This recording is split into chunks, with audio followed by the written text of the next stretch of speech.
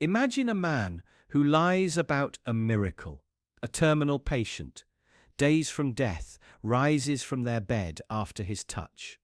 They say they felt a warmth move through them, something beyond explanation. The doctors are speechless. The scans show nothing, but the man insists it was a divine moment, that something sacred moved through him, and soon others believe him. Crowds form, people kneel, not because of proof, but because they want it to be true, and over time it becomes true. Functionally, emotionally, even physically, people begin to heal. Not in ways science can measure, but in ways that matter to them. Depression lifts. Chronic pain fades. Some feel peace for the first time in decades. All of it rooted in a lie that no one can fully disprove, and no one wants to. At first, you might feel disgusted. He's manipulating people, giving them false hope, trading on faith for attention, or worse, profit. But then you notice something else. The people he helps aren't naive. They know, somewhere deep down, that this might not be real, but they don't care. The illusion comforts them more than the truth ever did. Now ask yourself, does it matter? If a lie brings relief, is it still wrong? If it reduces suffering, does it still need to be dismantled? And if the truth, by contrast, only causes despair, is it always better? You might want to say yes, that truth must stand above comfort, that integrity matters more than peace. But how often do you actually live that way? When someone you love dies, do you really want brutal honesty? Or do you want to believe they're still with you, somehow, watching, guiding, loving you from beyond? Do you want the world stripped of all illusions? Or do you just want to feel less alone? Think about the stories you tell children, the ones about heaven and goodness and everything turning out okay. You know they're not literally true, but they soothe fear, they give shape to chaos. And maybe you believe the child needs that, to cope, to grow, to survive. At what point does that stop being acceptable? When does comforting become corrupt? Now imagine a society built on such a lie, a shared myth repeated for generations. A belief that everyone knows might not hold up under scrutiny, but no one wants to scrutinize, because it gives structure, because it prevents panic, because it keeps people going. And maybe without it, everything would collapse. Would you still call it wrong? This is where the idea turns. A lie that becomes necessary is no longer just a lie. It begins to function like a truth. It takes on the same role. It has consequences, permanence, weight. People live by it, die by it, shape their identities around it.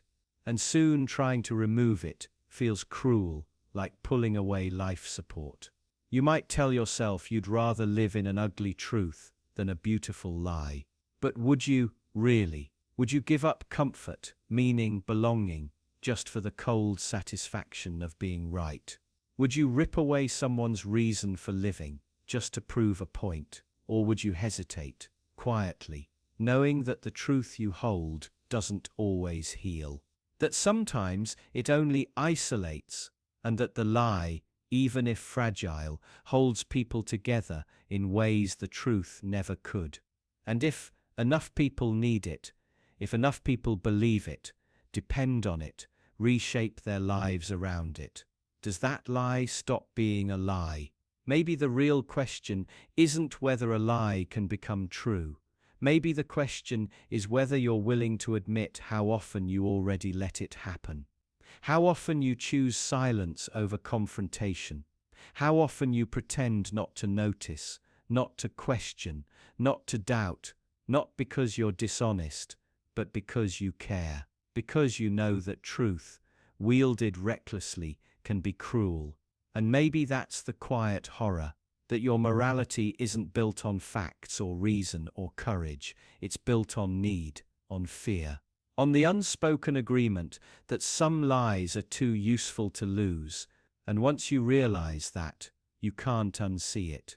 You begin to notice the lies you defend, the myths you protect, not for yourself, but for others, for their peace, their stability, their survival. And now the line between lie and truth begins to dissolve, not because you want it to, but because it was never solid to begin with.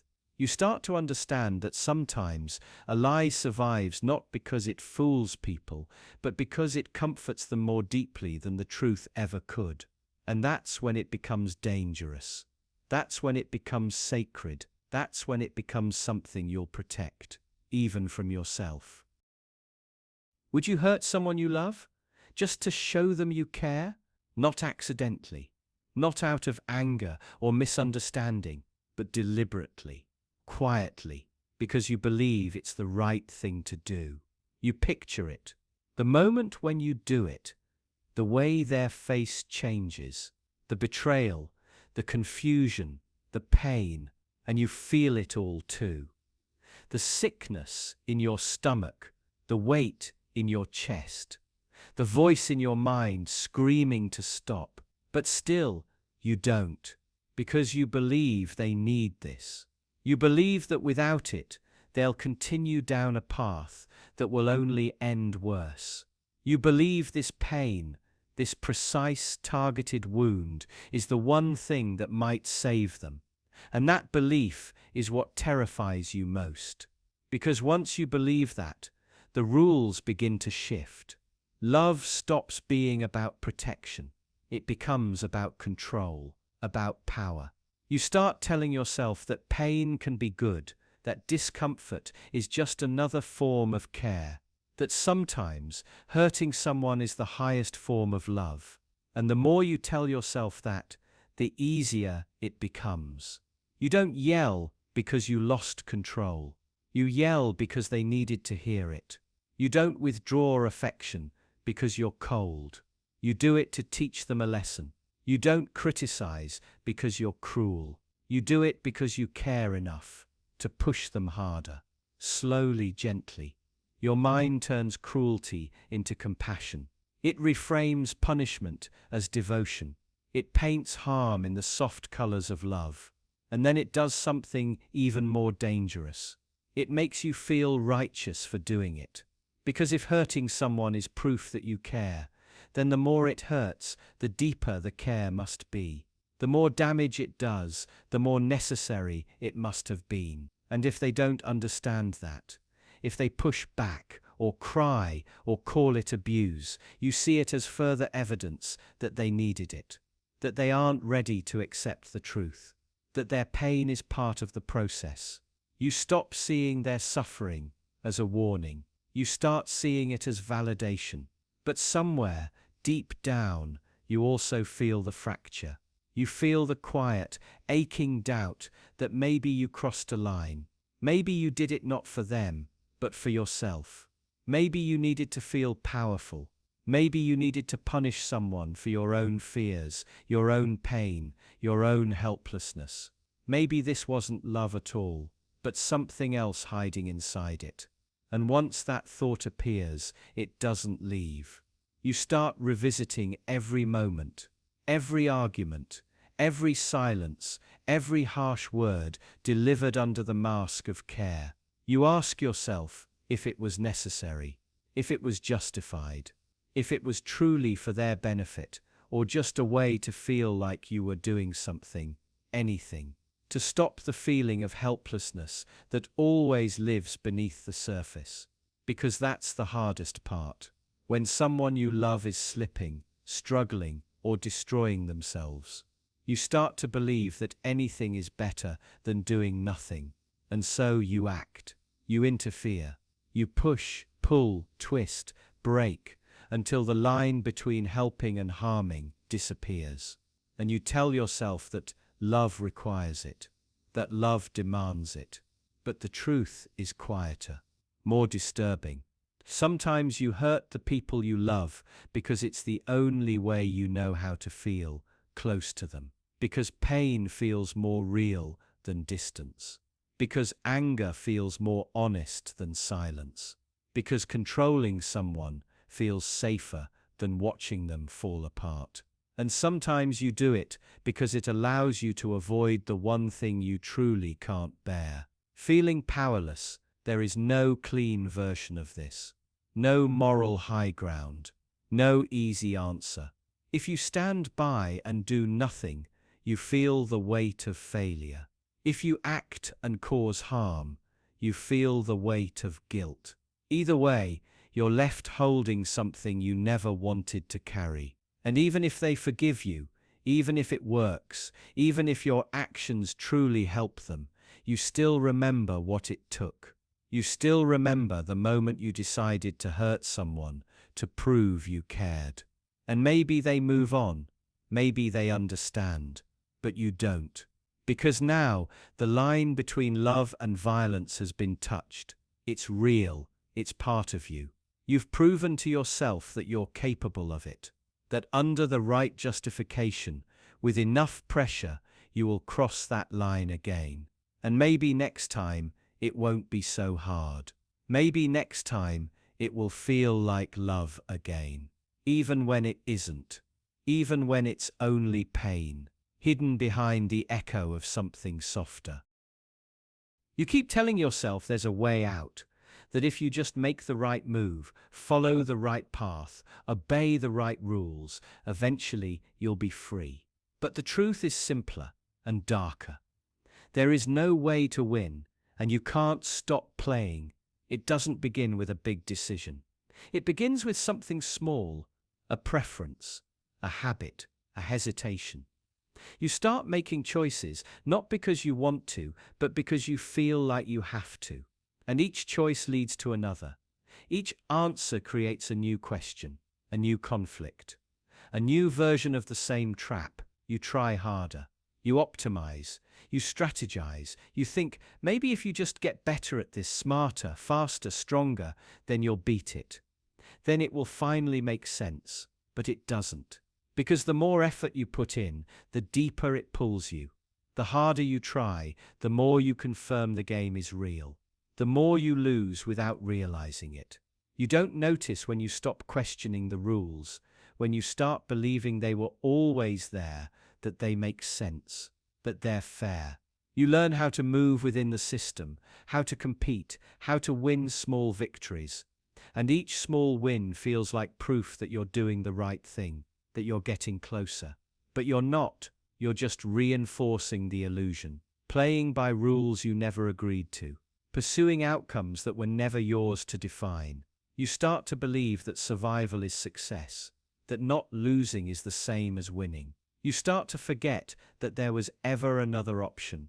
Then comes the moment you realize the game doesn't end, that there's no final level, no conclusion, no reward, only more turns, more pieces, more pressure. You're trapped in motion. Not because you're forced, but because you've forgotten how to stop. You might try to walk away. You might imagine an escape. You might tell yourself that you're done, that you're stepping back. But even that is part of the game. Even quitting becomes a move, a strategy, a performance. Because the rules aren't written down. They're embedded in your thoughts, your fears, your identity. They're in the way you compare yourself to others. In the way you define worth, success, meaning. You're not following instructions, you're following instincts that were trained by the game itself. You tell yourself you're making choices freely, that you have agency, that you're different from the others. But how do you know? How do you know where your real self ends and the game begins? How do you know which values are yours and which ones were installed just to keep you playing? You start to notice the patterns, the repetition, the way goals always shift just before you reach them, the way happiness always fades just as it arrives, the way you always need just one more step, one more answer, one more fix. You start to feel tired, but not tired enough to stop. Because stopping isn't allowed, not really. You still have responsibilities, expectations, people watching, people waiting. You still believe that giving up would mean failure, shame, loss. So you stay in motion telling yourself it's temporary, that freedom is coming, that it's just around the next corner. And then one day, you realize something worse, that even if you could stop, you wouldn't know how. You wouldn't know what to do with silence, with stillness, with the absence of goals, structure, feedback. You've forgotten what it feels like not to be playing. You've built your life around rules you can't explain, rewards you don't believe in, opponents who aren't even real. You've sacrificed time, peace, identity, all for a game you didn't choose, don't understand, and can never win. And yet, here you are, still playing, still hoping, still pretending. There's a point to any of it, still chasing something that keeps moving just out of reach. Not because you want to win, but because you've forgotten what it means not to play. You can't leave. Not because the door is locked, but because you've been walking in circles so long, you don't remember where the exit is, or if it ever existed, or if you'd even want it, if it did. And the most disturbing part isn't that you're stuck, it's that part of you doesn't want to stop. Part of you needs the game, because without it, you wouldn't know who you are. Imagine every time you blink, something changes. Not something you notice. Not something big, just slightly different. A color shifts, a shadow moves, a conversation you thought you remembered feels off by a single word. People pause half a second too long before responding. The world stutters, but only when you close your eyes. At first you assume you're imagining it. You dismiss it. You blink again. Nothing seems wrong. Everything looks exactly as it should. But then you realize that's the problem. It always looks exactly as it should, even when you're sure it wasn't like this before. Like reality is correcting itself too smoothly. You start paying attention, watching the edges, blinking slowly. You begin to feel a pattern, not with what changes, but with the fact that something always does. It's subtle, surgical. Someone who was wearing glasses now isn't. A memory of a conversation you swear you had last week is no longer shared by the other person. They look at you, confused. You doubt yourself. That's when it starts to get harder to trust anything. You blink and the hallway is a little shorter. The air feels warmer. The silence is heavier, but everyone else keeps going. Like nothing's wrong. Like the world hasn't shifted. Like it hasn't been rebuilt, just slightly, while your eyes were closed. You wonder if this has always been happening. If the world has been resetting itself forever, every time you looked away. Maybe your memories are just residual data, fragments from a version of reality that no longer exists. Not false exactly, just obsolete. You begin to wonder what version you're living in now. Version 10,000, 100,000. If each blink is a reset, how far have you traveled without realizing it? How many realities have slipped away, unnoticed, replaced by versions just real enough to pass? It begins to affect how you behave. You try not to blink, your eyes burn, your vision blurs. You feel panic rise because you know that the next time you close your eyes, something else will be gone. A detail erased, a truth rewritten. You start recording everything, writing things down, taking photos.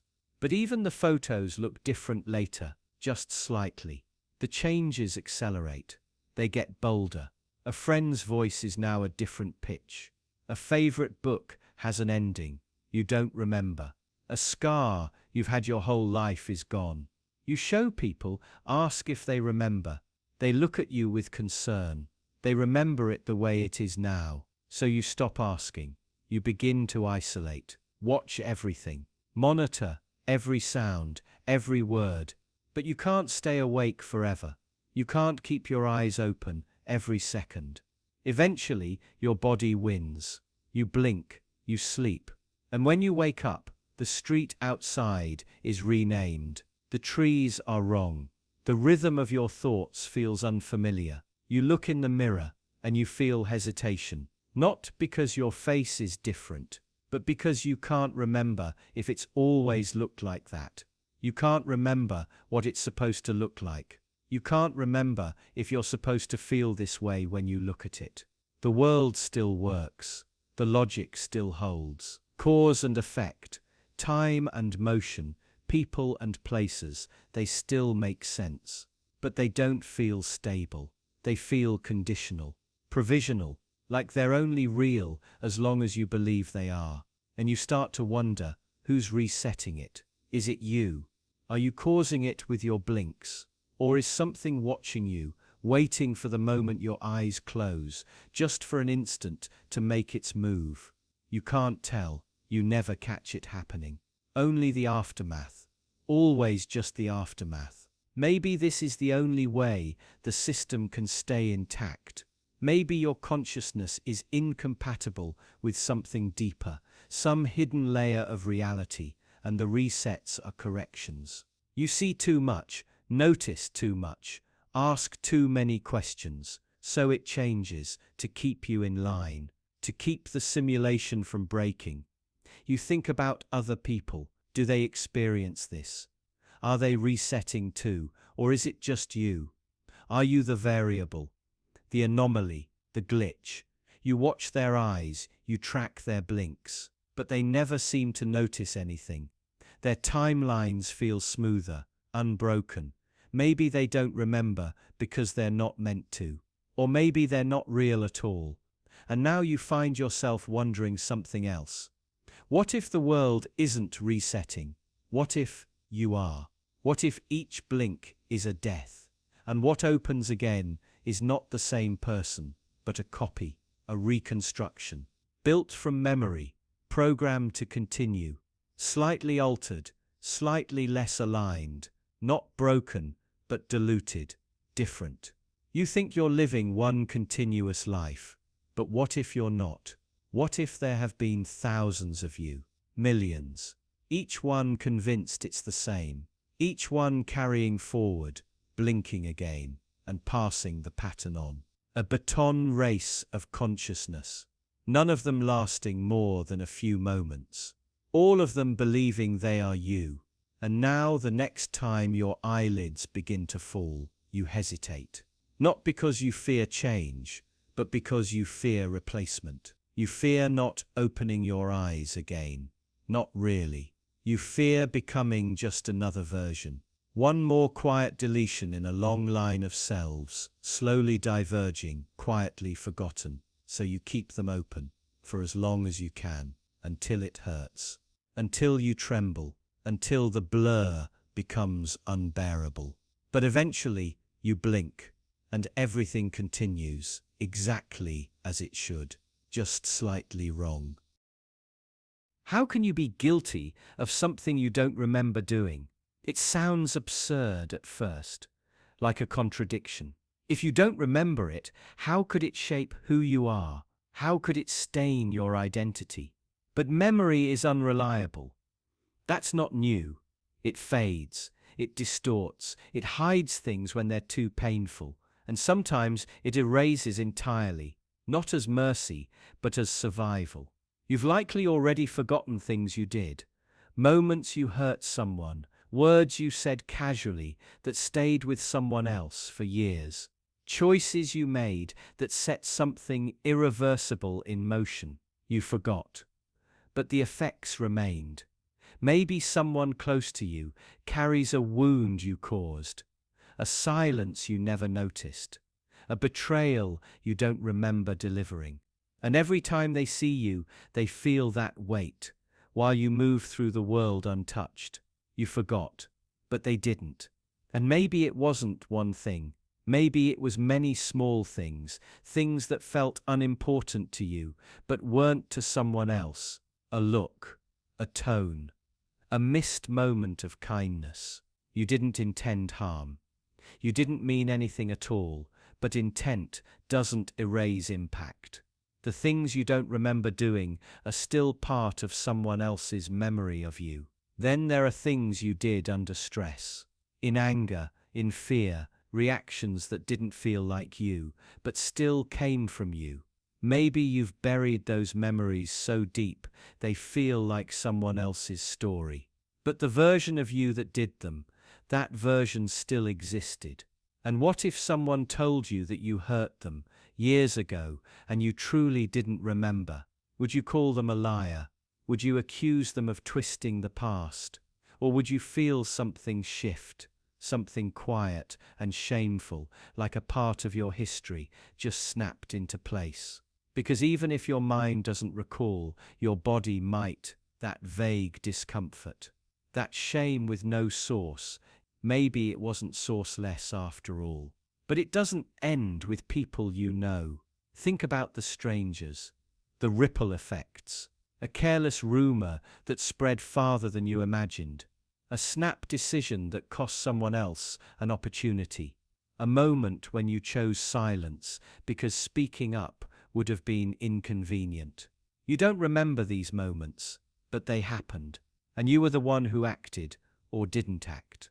Now take this further. Imagine that a version of you, under pressure, influence, or despair, did something terrible, something you can't even imagine yourself doing. And then imagine that version was erased, through trauma, through time, through denial. That part of you still belongs to you, but you can't feel it anymore. Does that mean you're innocent, or just protected? You think of guilt as something you earn consciously. But what if guilt is simply the weight of what remains after your memory fails? The consequences, the echoes, the pain, still there, still unfolding, just invisible to you. You might say, but I didn't mean to, or I didn't know, or I was different then. But none of those make the harm disappear.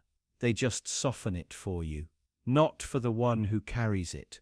Now imagine being held accountable for something you don't remember. Imagine facing someone who remembers everything.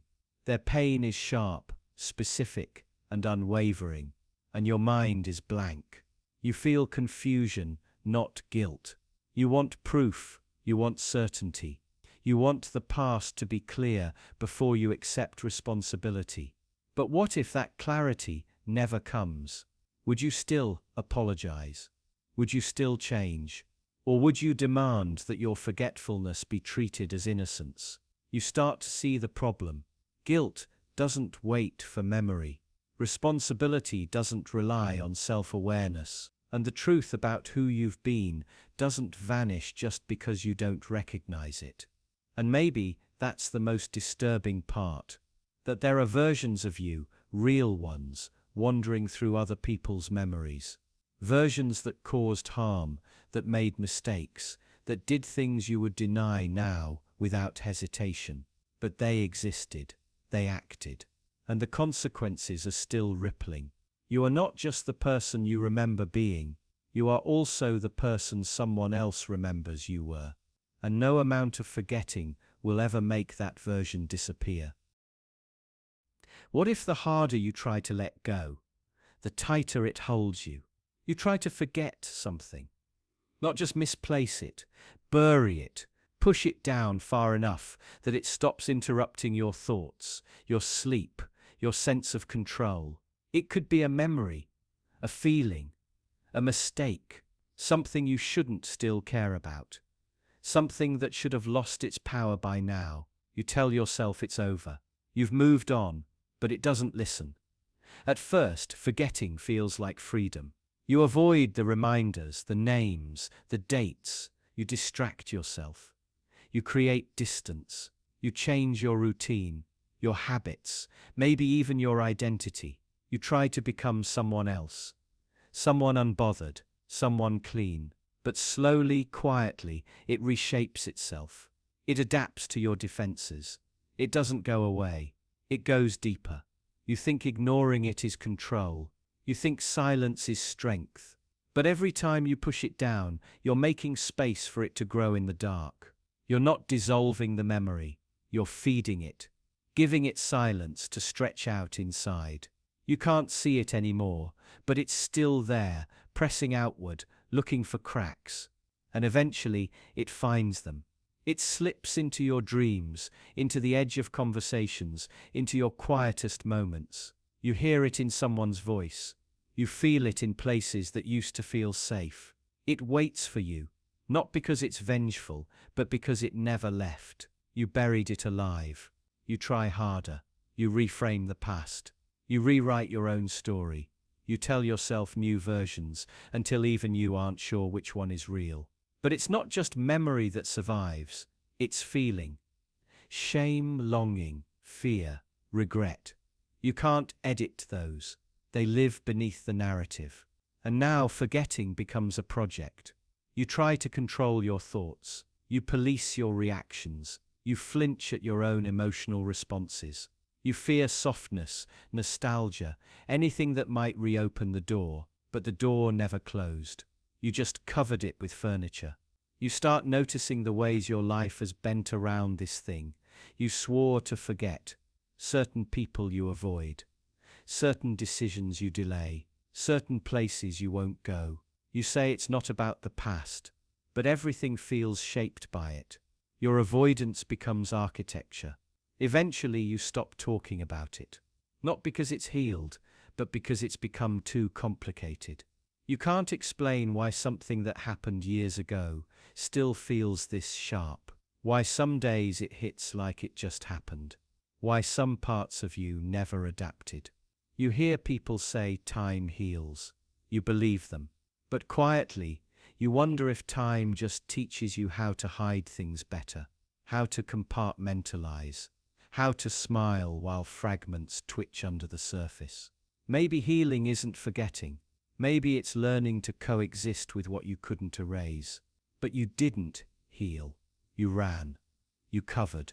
You tried to silence something that only needed to be heard once. Not because it deserved attention, but because it was already inside. Already stitched into your choices, your reactions, your instincts. And now, the harder you try to disconnect, the more control it has. The more you resist thinking about it, the more energy you give it.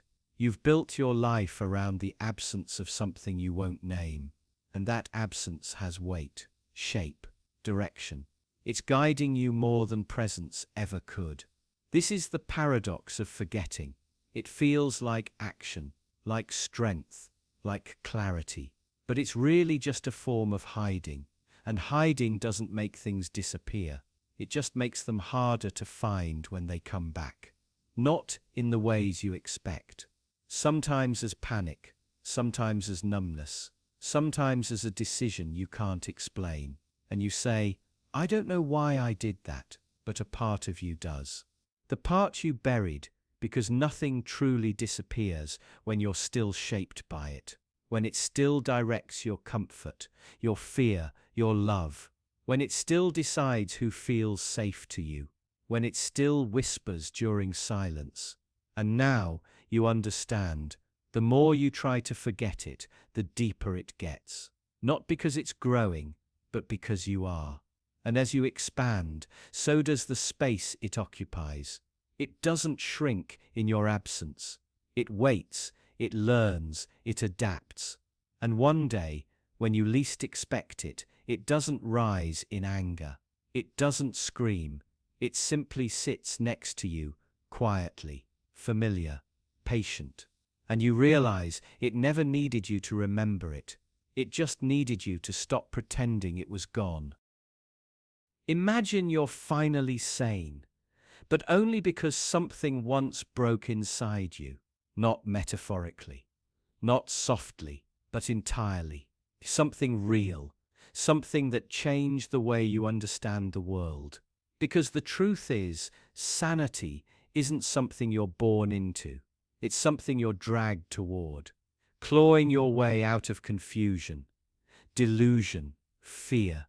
And if you've never been insane, how would you even know the difference? What if your sense of being sane is just a temporary ceasefire between chaos and exhaustion? Think about the times you felt completely undone. Times when your thoughts looped endlessly, when your perception twisted, when you couldn't trust your own feelings, when even the shape of your life felt unfamiliar. People call that madness. But what if it's not a malfunction, just a stage you're supposed to pass through? What if insanity isn't the opposite of sanity, but the process that makes it possible? Maybe sanity is only clear when you've seen what it isn't. When you've lived through confusion so deep, it rearranged the way your mind connects to itself. When nothing made sense and you had to rebuild, sentence by sentence, rule by rule, what it meant to exist. Most people fear that spiral. They try to hold themselves together, to stay rational, consistent, functional. But holding on too tightly means you never really see what you are without it. You never see how flimsy your thoughts can be, how easily your reality bends. You tell yourself you're stable, you function, you cope, but maybe you're just balanced on a very narrow beam, pretending the ground doesn't shift. And it always shifts. Eventually something happens. You lose someone, you lose something. Or maybe nothing happens at all, and suddenly the world stops making sense. You're not different, you're just aware now. You see how fragile everything was. That's what people call a breakdown. But breakdowns aren't always destruction. Sometimes they're the only way forward. You can't fix a crooked foundation by ignoring it. You have to tear it down, feel everything, let yourself unravel. Then maybe, if you're lucky, you begin to come back. Different, changed, not healed, not cured, but aware. It's after that point, when you've tasted your own disintegration, that something new begins. A clarity, not peace, not comfort, but precision. You no longer believe your own thoughts so easily. You no longer assume that your feelings are always true. You question everything. Not because you're confused, but because you remember what it felt like to be completely lost in your own mind. And maybe that's the beginning of sanity. Not certainty, not control, but a kind of watchfulness. A quiet awareness that your mind can lie to you. That reality isn't always shared. That your memories are flexible. That your sense of self is fragile. People who've never been through that, who've never touched the edges of their own mind, sometimes seem calm, composed, whole, but often they're just asleep, moving through routines, accepting things without seeing them, confusing comfort for understanding. They think sanity is something simple, a clean, correct way of thinking, a rightness. But real sanity is uncomfortable. It means holding two ideas at once. Knowing that what feels true might be false, that what's real might not make sense. It means remembering the parts of you that were once uncontrollable, and knowing they're still there, waiting. There's a reason people who survive madness often sound different afterward. Their voice is slower, more deliberate, as if every sentence is tested before being spoken. Because they know what it's like to speak from a place where nothing made sense, where every word felt like a betrayal of reality. And here's the most disturbing part. Once you've been there, once your mind has truly come undone, you never fully leave it behind. You carry it with you, not as a threat, but as context, as knowledge. You've seen what your own mind can do. You've seen how deep the spiral goes, so maybe you are sane now, but not because you avoided insanity, because you passed through it, because it shaped you. And now you walk carefully, thoughtfully, knowing that sanity isn't a given, it's a fragile, learned posture. The people who seem most sane, most certain, most confident, they're often the ones who've never really examined themselves. They don't ask whether their thoughts make sense. They don't doubt their reactions. They don't question their stories, because they've never seen the machinery break down. But you have. You've watched yourself unravel. You've heard the silence between your thoughts stretch out too far.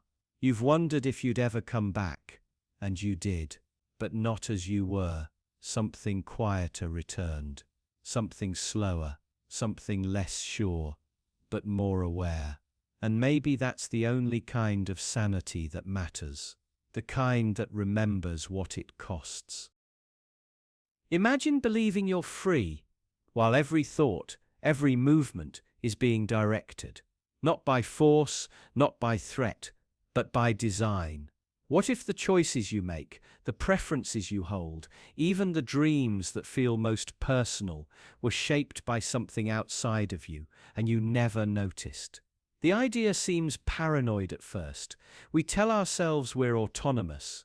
We say things like, "I chose this," or "this is who I am." But what if the feeling of freedom isn't proof of its existence? What if it's just the illusion that keeps the system functioning? Think about how you make decisions: what to eat, what to wear, who to trust, what to believe. You feel the sensation of choosing. But where did the options come from? Who gave them to you? And more importantly, who taught you how to choose? You might say you developed your preferences through experience, that you've seen what works and what doesn't. But experience is not neutral. It's filtered, edited, guided. Algorithms decide what you see. Cultures decide what you value. Families decide what you fear. Even your memories are altered slightly each time you recall them. So you move through life, acting freely within a path that was built for you. And you feel powerful because the walls are invisible. It's hard to see control when it's subtle, when it doesn't push, only nudges, when it doesn't block, only guides, when it doesn't command, only whispers in your own voice. Now imagine a life where every action is monitored, where your routines are tracked, your preferences recorded, your words analyzed. You might think of that as oppressive, like a surveillance state, cold and sterile. But what if it didn't feel that way at all? What if it felt seamless, effortless, even comforting? What if the control was so well designed that it felt like personal agency? You open an app, and it knows what you need. You think of a product, and it appears. You struggle with a feeling, and a voice offers reassurance. You never feel lost. You never feel uncertain. And you begin to believe this is freedom, because it feels like things are finally working, because friction is gone. But friction is how you know something is real. It's how you feel resistance, difficulty, responsibility. When everything moves too smoothly, you stop questioning who built the path. And now something unsettling happens. You begin to prefer the systems that guide you. You start trusting their recommendations more than your instincts. You find comfort in letting them choose. And because the outcome is often pleasant, you stop examining the process. You start mistaking comfort for agency and pleasure for freedom. But here's the disturbing part. You still feel free. Nothing forces you to obey. Nothing restricts you explicitly. You can leave at any time, in theory, but you don't, because it doesn't feel like control. It feels like alignment. You believe you're living your truth. You believe you're making authentic choices, but the authenticity was manufactured. You've been taught to want what the system wants you to want, and the more it aligns, the more it feels like freedom. Eventually you reach a point where disobedience feels wrong, not morally but emotionally. It feels uncomfortable, inefficient, irrational. You begin to self-regulate, to limit your behavior before anyone else needs to. Not out of fear, but out of trust. That's the moment control becomes complete. Not because it constrains you, but because it rewrites you. Because it no longer needs to enforce obedience. You've already internalized it, and the scariest part is this: you can no longer tell the difference between your true self and the version shaped by control. Because there's no external line to cross, no clear authority to resist. Just a deep, persistent sense that you are who you want to be, even though you were designed to feel that way. So now ask yourself, if freedom feels exactly like control, if it brings the same pleasure, the same sense of choice, the same comfort, how would you ever know the difference? And what would you do if you found out you couldn't? Has anyone ever told you something you believed completely, only to find out later it wasn't true? It wasn't always malicious. Sometimes it was to protect you. Sometimes it was easier than the truth.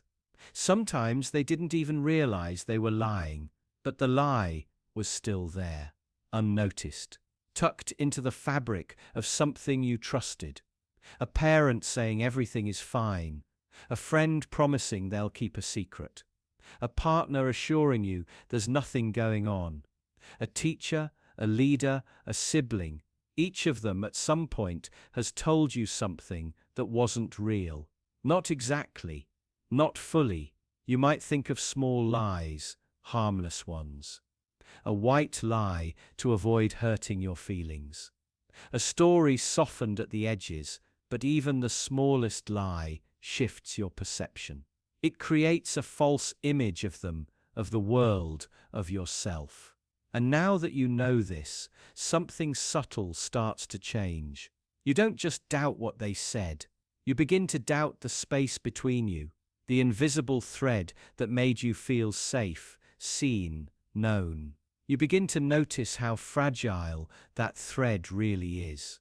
It's not just that people lie, it's that they do it while looking you in the eye, while smiling, while claiming to care, and they do care, usually. But caring doesn't stop someone from lying. In fact, sometimes it's the reason they do it, because they don't want to lose you, or hurt you, or deal with the consequences. And that makes the lie harder to recognize. It hides inside affection. So you start to think back. When else were you told something that felt good, but wasn't true? How many times have you believed something because it was easier? How many times did you want the lie, even if only a little? Because it's not just about others. It's about you too. You've lied. You've withheld. You've shaped the truth to protect yourself, or to protect someone else. Maybe you told yourself it didn't count. Maybe you believed it was for the right reasons. But still, you did it. And if you've done it, then so has everyone else. Even the ones who seem honest. Even the ones who swear they never would. That's the disturbing part.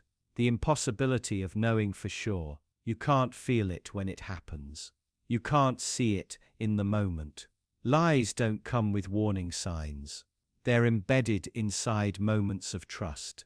And trust makes you vulnerable. It opens the door. It says, I believe you. I'll follow your lead. I'll let my guard down because I think you won't hurt me. But they did. Maybe not badly. Maybe not often. But once is enough to change everything. Because once you've been lied to, you start to wonder, what else don't I know? Not in a paranoid way. Just a quiet awareness that every connection you have carries risk. Every bond you form has invisible cracks, tiny places where the truth didn't quite make it through. And once you start looking, you see them everywhere. A compliment that felt forced, a reassurance that didn't hold up, an excuse that didn't quite fit, a promise broken before it was even fully made. It makes you hesitate, makes you replay conversations. Try to guess which version of the truth you were given. Not because you want to be suspicious, but because something inside you has shifted. You understand now that trust isn't the opposite of lying. Sometimes it's the condition that allows it, and that's hard to sit with. The idea that the people you love most are also the ones most likely to lie to you, not because they're cruel, but because they're close. The deeper the connection, the easier the lie becomes, and the more devastating it is when uncovered. It's not just about the facts, it's about the betrayal of reality. You weren't just lied to, you were given a version of life that wasn't real, and you lived inside it. Even if just for a moment, and maybe you never find out which parts were false. Maybe the lie stays hidden, or maybe you find out, but it's too late to change anything. The damage is already done, the trust is already altered, the thread is already frayed, and even if you forgive them, you never see them the same way again. There's always a flicker of doubt, a quiet question in the back of your mind. Are they telling me the truth right now? Maybe they are, but you'll never be sure again. Not in the way you once were. And the most unsettling part, they're probably thinking the same thing about you. Have you ever noticed that you feel more alive when someone's watching you? Not necessarily seen, not even acknowledged, just observed. Like something about being noticed makes you sharper, more distinct. As if your edges come into focus. As if you suddenly exist in a way you didn't before. Most of the time, you move through life half aware. You check your phone, you sip your drink, you walk from one room to another, and nothing feels especially vivid. But then you feel eyes on you, and everything changes. Your posture shifts, your thoughts accelerate. You start performing, but for who, exactly? Maybe it's just instinct. Maybe it's a leftover reflex from a time when being watched meant danger. Or maybe it's something stranger, something more hollow. Maybe you don't trust that you're real unless someone else confirms it. Maybe your sense of self depends on being seen. Think about how often you look in mirrors, not just to check your appearance, but to reassure yourself you exist. Think about how often you narrate your life silently, as if explaining it to an invisible audience. You watch your own thoughts, like scenes in a movie. You judge your actions from the outside, not the inside. You imagine how others would see you, and that image becomes your identity. But what happens when no one's looking? When there's no reflection, no audience, no imagined gaze to shape your behavior? Do you disappear? Do you still feel like yourself, or do you become weightless, unanchored, unreal? Maybe you find yourself talking out loud when alone, just to create the illusion of presence. Maybe you rehearse arguments, relive memories, replay conversations, because if someone else isn't watching, then at least you are. At least something is. Silence feels too empty. It feels like vanishing. You might tell yourself this is normal, that everyone does it, and maybe that's true. But what if the reason we all do it is because none of us know how to feel real on our own? What if identity isn't something you build privately, but something you mirror from the outside? If no one reflects you back, do you still exist? Social media amplifies this.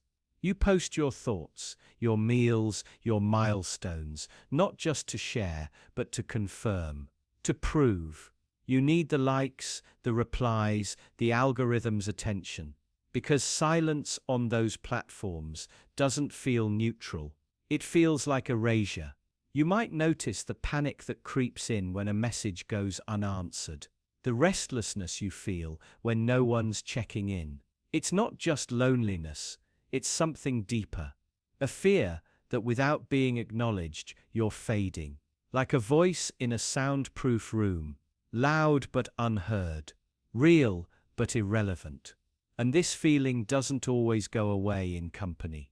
Sometimes you're surrounded by people and still feel invisible because they're not really looking, not really seeing you. And again that quiet fear creeps in, that you're only a shadow, barely there, waiting for light to make you whole. But here's where it gets more uncomfortable. If being watched makes you feel real, then what are you when you're alone? What does that say about your inner life? About how much of yourself is built for performance? You might think of yourself as private, introspective, but how much of that privacy is still shaped by imagined eyes? How much of your internal dialogue is rehearsed for someone who isn't there. You may not believe in an audience, but you act like one exists.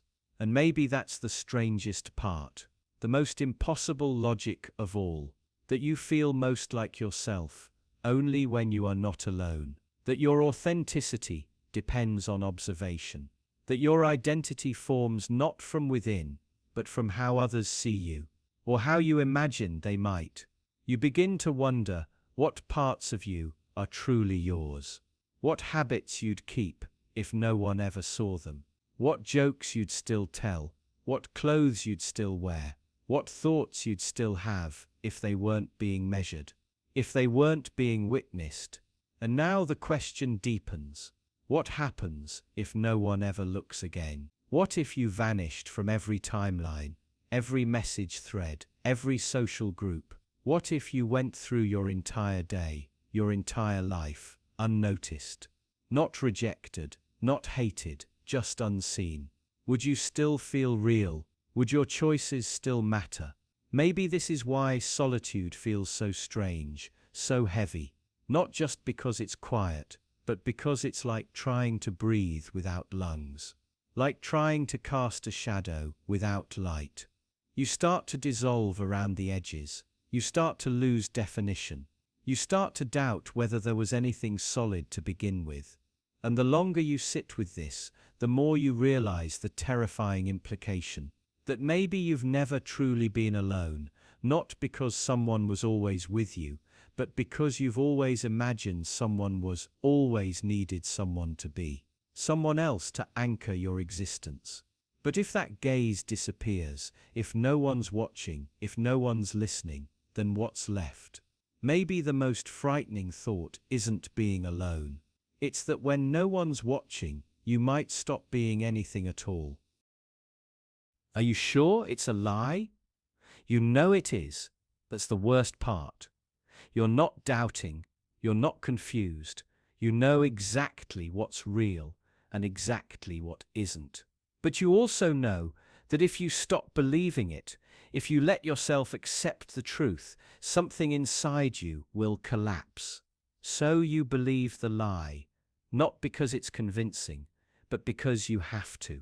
You tell yourself it's just temporary, a way to cope, a harmless story to soften the blow. But you feel it, the way your body relaxes when you believe it. The way your panic recedes, your dread dissolves, your thoughts slow down. Believing the lie feels like safety, like air returning to your lungs, like something inside you uncoiling, and the truth would shatter you. It already tried. You remember that moment, the second you realized what was actually happening, not the version you told others, the real one, the one too sharp, too brutal, too final. You felt it in your stomach, in your chest, behind your eyes, a kind of knowing that made it hard to breathe. You couldn't stay there, not for long, so you crawled backward, away from it, back into the lie. And now you live there, not all the time, just enough to function, enough to keep moving. You don't let yourself look too closely. You don't examine it. You just let it hover, half visible, like something seen out of the corner of your eye. And when you're asked about it, when someone presses too hard, you pretend, you recite the version that makes sense. The version that sounds stable, mature, rational. You say what you're supposed to say, because the real version would sound insane, or cruel, or broken. But the lie is soft. It fits neatly inside your day. It lets you sleep. It lets you smile. It lets you tell yourself, quietly, that you're okay, that this is manageable, that things are getting better, even when you know they're not. Because what would it mean to stop believing it? To let the full weight of truth settle in? What would happen to the part of you that's been holding on so tightly, so desperately, to the last thread of meaning? It would go quiet, or it would scream, and either way, you wouldn't be able to hold it. So you repeat the lie, you anchor to it. You let it shape your decisions, your explanations, your reactions. And sometimes you even catch yourself forgetting it's a lie at all. That's the strangest part. The way your brain protects you, without permission. The way you wake up some days, and it feels real again. As if the truth was just a dream. As if the crack never happened. But deep down, you remember. You always remember. And the remembering is worse than the lying. Because it reminds you what you're doing. It reminds you what you're avoiding. It reminds you that the version of yourself you show to the world isn't real. It's stitched together from fragments, from stories, from omissions and distortions, and the quiet agreement to never look directly at what you know. You tell yourself everyone does this, that it's human, that it's adaptive, that the mind needs illusions to survive. And maybe that's true. Maybe everyone is living this way, to some extent, holding up a version of themselves that only works if no one presses too hard. Maybe everyone is choosing a lie they can live with, rather than a truth that would break them. But that doesn't make it feel any better, because you remember who you were before you needed the lie, before the truth showed up and tore through your certainty, before you started pretending. And you miss that person, even if they were naive, even if they were wrong, because at least they believed something real. Now you only believe what keeps you afloat, what keeps you from drowning in the facts you already know, but refuse to name. And the worst part is that it works. The lie works. It holds your life together. It gives you just enough stability to keep showing up, to keep performing, to keep looking like someone who hasn't already collapsed inside. But sometimes, late at night, when everything is quiet, you feel it again, that fragile border between the lie and the truth. That thin wall you've built to keep it all from flooding in. And you wonder how long it will hold, and what will happen to you when it finally breaks. What if every person you've ever known, every stranger you've passed on the street, every ancestor stretching back through time was already outnumbered? Right now, the number of people who have died far exceeds the number of people currently alive. For every living voice, there are dozens, maybe hundreds, who have already gone silent. And this gap is growing. No matter how many are born, more will always have died. The living are always the exception. The dead are the rule. It's not a statistic, it's a reminder. You're part of a tiny moment in a vast, quiet flood. Billions of lives came before you, and billions more will follow. But most are already gone. Most people who have ever lived are dead, and they stay dead. They stay forgotten. They become numbers in old census records, names on gravestones no one visits anymore. When you walk through a crowded city, it's easy to feel surrounded by life, motion, noise, purpose. But compared to the weight of the dead, it's a whisper, a flicker. Right now, you live among a thin layer of activity, floating on a deep, silent ocean of absence. You rarely think about it, but it's always there, just beneath the surface. You are, in a sense, an anomaly, one of the very few who hasn't yet vanished. The ratio is not in your favor, it never was. And if you try to imagine all those who have died, the wars, the famines, the plagues, it starts to feel impossible. Not just the scale, but the finality. Each of those lives once felt as vivid as yours does now. They had thoughts, memories, favorite meals. They worried about the future, fell in love, made promises, and now they don't. Their inner worlds disappeared. Entire universes collapsed quietly, one by one. You might think the dead belong to the past, but they actually surround you. Their remains are buried beneath your cities, beneath your houses, beneath the ground you walk on. Their lives are etched into your language, your laws, your traditions. Even your DNA carries the weight of their decisions, their traumas, their survival. They aren't just gone, they're embedded in everything you are. And yet, the living continue forward, mostly unaware. We build monuments to a few, forget the rest, and pretend we're not next. But you are next. Every living person is just a temporarily delayed member of the dead. The future doesn't keep you. It only passes through you on its way to becoming memory. And when your time ends, you will not be rare. You'll be returned to the overwhelming majority. You will join the rest. And that's where the logic breaks something inside you. Because even if billions live in the future, they too will die. The scale keeps shifting, but the outcome never does.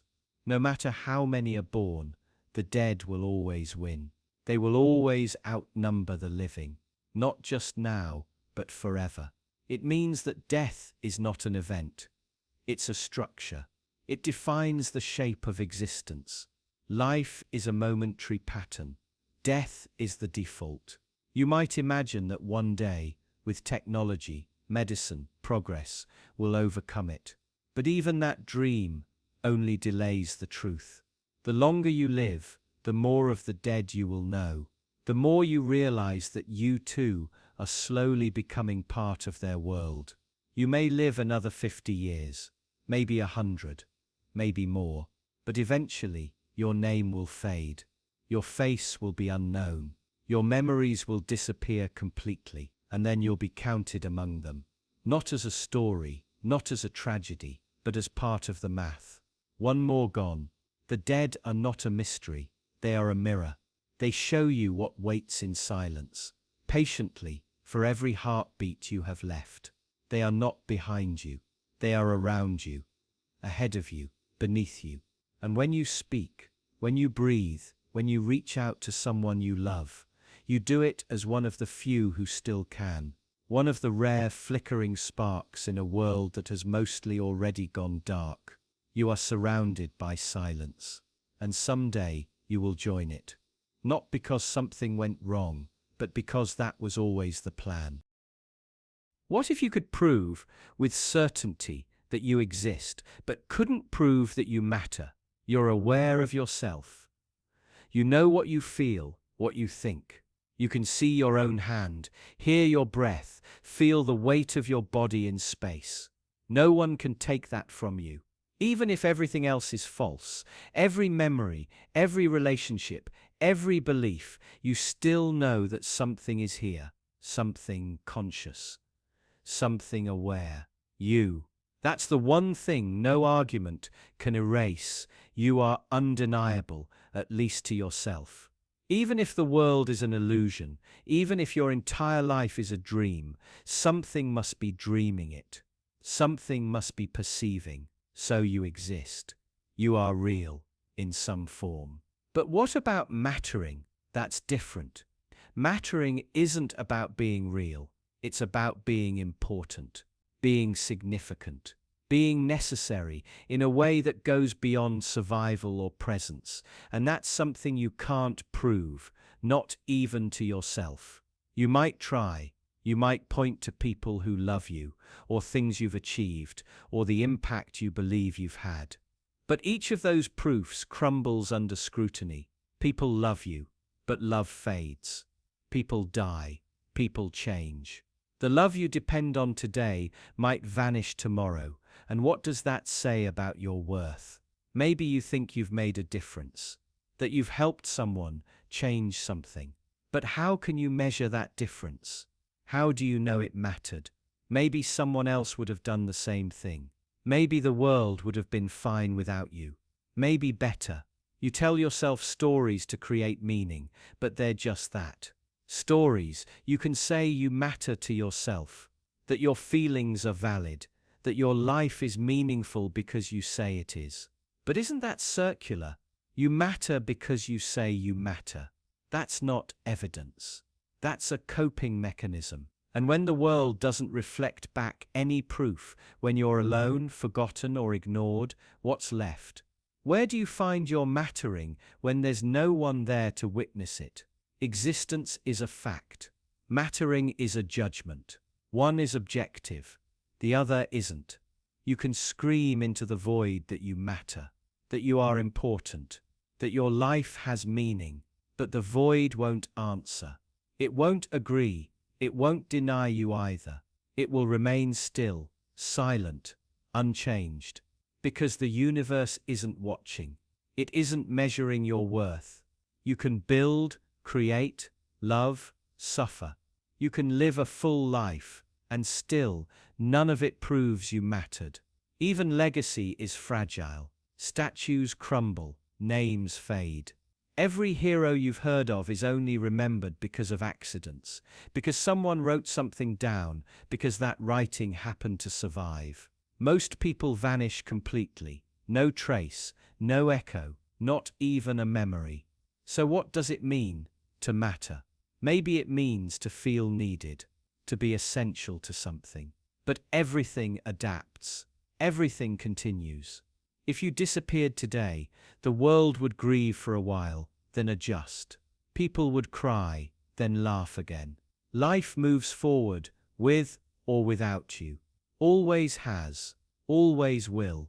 Maybe it means to be seen, truly seen. But even that depends on someone else. And no one can see everything. No one can hold all of you. Even those who love you most will misunderstand parts of you. They'll misremember. They'll project their own needs onto your image. So even being seen is incomplete, partial, and eventually gone. And when you're finally alone, in that final moment, before everything ends, what will you say to yourself? What proof will you offer? What argument will you make to justify your existence? You'll remember that you were real, that you lived, that you felt things deeply, that you tried. But will that feel like enough?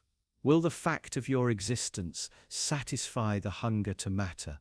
Because at some point you begin to realize that mattering might be a need without a solution, a longing that can't be answered, a question that isn't broken, but unanswerable by design, that is certain. But that's all you're owed. Everything else, meaning, importance, significance, is a hope, a desire, a fragile belief built on shifting ground. And maybe the hardest truth to face isn't that you don't matter, it's that you might never know if you did. Imagine someone tells you a story about your own life, a story full of vivid details, strong emotions, and convincing logic. And you believe it, because it sounds right. It feels right, but later you find out they were lying. Not maliciously, just inventing things, filling gaps, smoothing contradictions, editing events so they make more sense than they actually did. Now imagine that person is your brain. You trust your memories because they feel like evidence. They feel like truth. But what if they're just stories, stories told by a part of your mind that doesn't care about truth, only coherence? Memory isn't a camera. It doesn't record. It reconstructs. Each time you remember something, your brain pulls together fragments, sensory traces, emotional cues, bits of language, guesses about what probably happened. Then it weaves them into something that feels whole, feels complete. And that feeling of completeness is what you trust. Not the facts, just the feeling. The problem is, your brain doesn't tell you when it's guessing. It doesn't mark the parts it invented. It doesn't say, this part is real, this part I filled in. It hands you the story as if it were fact. You accept it, because there's nothing else to compare it to.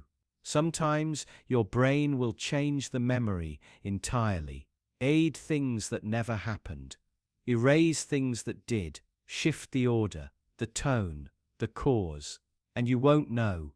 You'll swear you remember it perfectly. You'll argue with others. You'll build decisions, identities, even relationships on these memories. And some of them will be fiction. It's not a flaw, it's a function. This is how memory works for everyone. Memory isn't built to preserve the past, it's built to help you survive the present. It reshapes history so that your current self makes sense, so that the story of your life has direction, meaning, purpose. It cuts out what doesn't fit. It highlights what reinforces the narrative you're already telling yourself. And this happens quietly, invisibly, constantly. Think about a time you felt betrayed.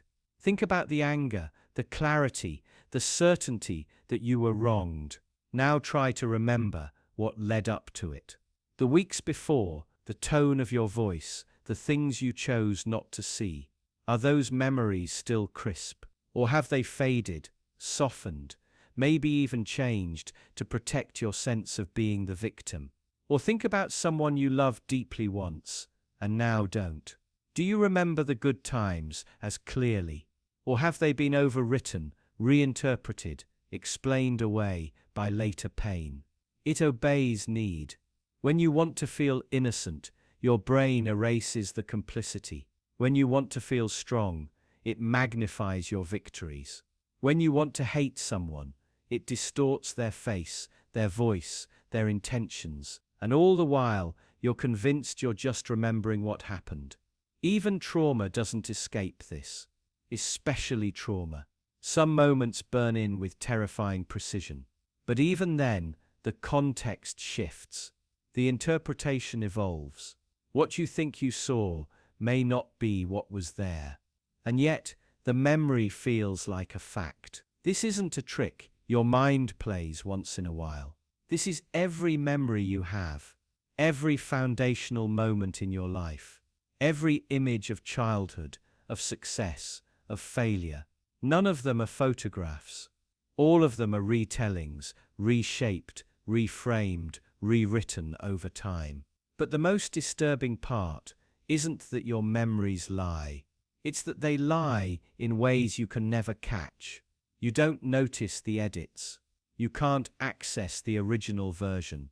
Once the rewrite happens, it becomes the truth. Not just what you believe, but what you are. Because identity is memory.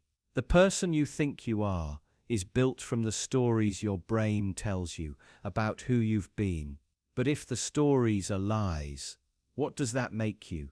You might want to believe there's a core truth underneath it all. A stable self, untouched by distortion. But that belief is another story, another memory. And it might be false too. You're not a historian of your own life. You're a novelist. Unconscious, compulsive, desperate to make the plot work. You invent motives, foreshadow events, create villains and heroes, clean up messy arcs. You turn chaos into a story, and then live inside it. But the truth is messier. Sometimes you were the villain, sometimes you misunderstood. Sometimes nothing made sense, and your brain couldn't allow that. So it changed the memory, not to deceive you, just to protect the illusion of order. You've forgotten more than you remember, and much of what you remember never happened the way you think it did. You live inside a past that doesn't exist, but it feels real, it feels absolute, and so you trust it. But somewhere, deep down, a part of you already knows. You've had moments where the past slips, where someone tells you what they remember, and it's different. Where you see an old photo and can't recall being there. Where something you were sure of turns out to be wrong. And you feel it, not just confusion, but fear. Because if memory isn't truth, then what is? If you can't trust your own mind, then how do you know who you are? Maybe you don't. Maybe you never have. Maybe everything you are is just a story, told by someone who doesn't know they're lying, told by someone who thinks they're telling the truth, told by someone who looks like you, sounds like you, feels like you, but isn't you. Not really. And maybe that's the only thing you can know for certain, that the voice you trust most is a liar, and the stories you live by were never real. Imagine a clock small and silent, sitting in the corner of your room. You don't remember where it came from. You never bought it. But one day, it's just there. And it's counting down. There's no label, no instructions, no branding, just numbers. A long string of hours, minutes and seconds, slowly ticking towards zero. At first, you assume it's broken or meaningless, but then you notice something. The clock knows things. Every time something happens, an illness, a near miss, a narrow escape, the numbers shift. They change in ways that feel personal. Eventually, you understand what it's measuring. It's not your birthday, not a countdown to an event. It's your death, the end of your life, calculated down to the second. But it doesn't end there. One day, you forget to check the clock. A few days pass, then a week. You look again, and the countdown has reset.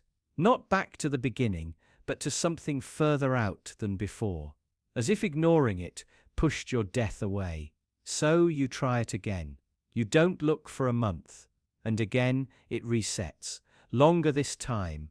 It's as if awareness brings the end closer.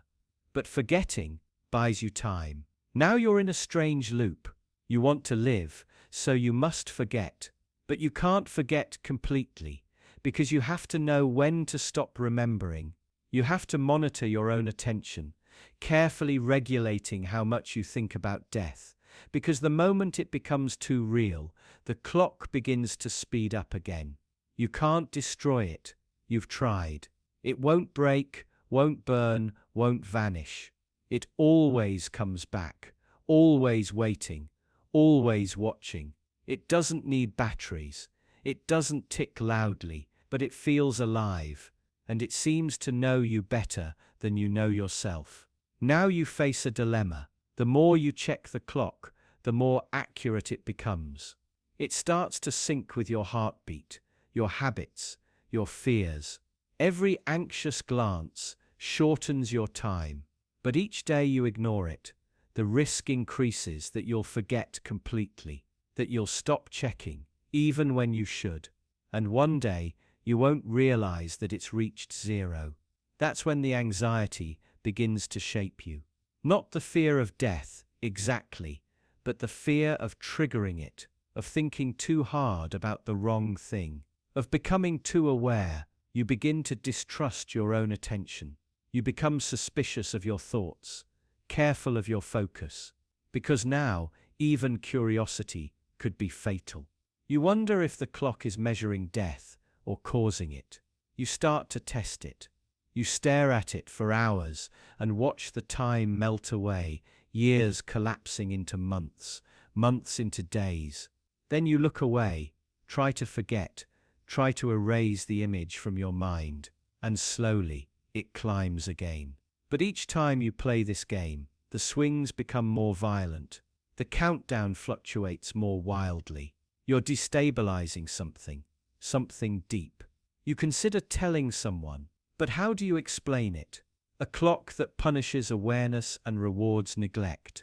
A device that extends your life by making you forget about it. You know how it sounds, and worse, you fear that telling someone might shift the burden to them. That in speaking it aloud, you'd give them the clock. That's the moment you realize you've never seen anyone else's. Maybe everyone has one. Maybe no one does. Maybe it's just you. You try to live normally, but you can't. You've become split, part of you always trying to forget, and another part always watching to make sure you do. You construct rituals to protect yourself. Certain thoughts you won't think. Certain feelings you avoid. Even happiness becomes risky because it reminds you how much you want to live, and that thought brings you back to the clock. And always it waits. Not ticking louder, not moving faster, just responding. Quietly, precisely, intimately. You begin to suspect the truth, that the clock isn't a curse. It's a mirror. It doesn't predict your death. It reflects your fear of it. It reveals how much of your life is shaped by your awareness of its end. And in that reflection, You see yourself differently, not as someone living, but as someone constantly avoiding the idea of not living. Then one night, you wake suddenly. You sit up in bed and stare at the dark corner where the clock sits. You haven't looked in months. Your heart pounds. You want to check it. Just once. Just a glance. But you freeze. Because you understand now, every time you look, you're not checking the time. You're choosing the time.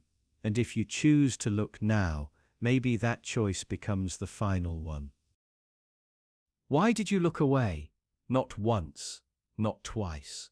Again and again. You were standing right there, in the center of the moment, and still you turned your head, pretended you didn't hear. Pretended you didn't understand, but you did. You always did. There's something quiet, almost invisible, about the way denial works. It doesn't shout. It doesn't push.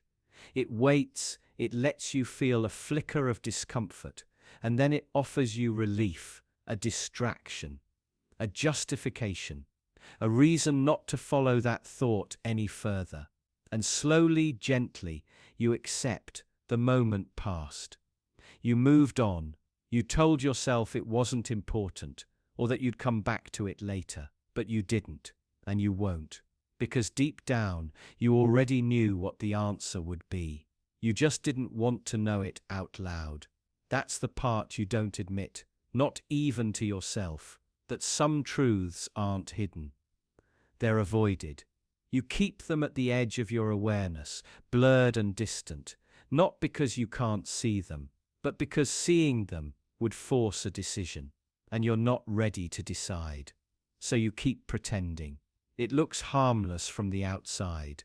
A delay, a moment of confusion, a feeling of being overwhelmed.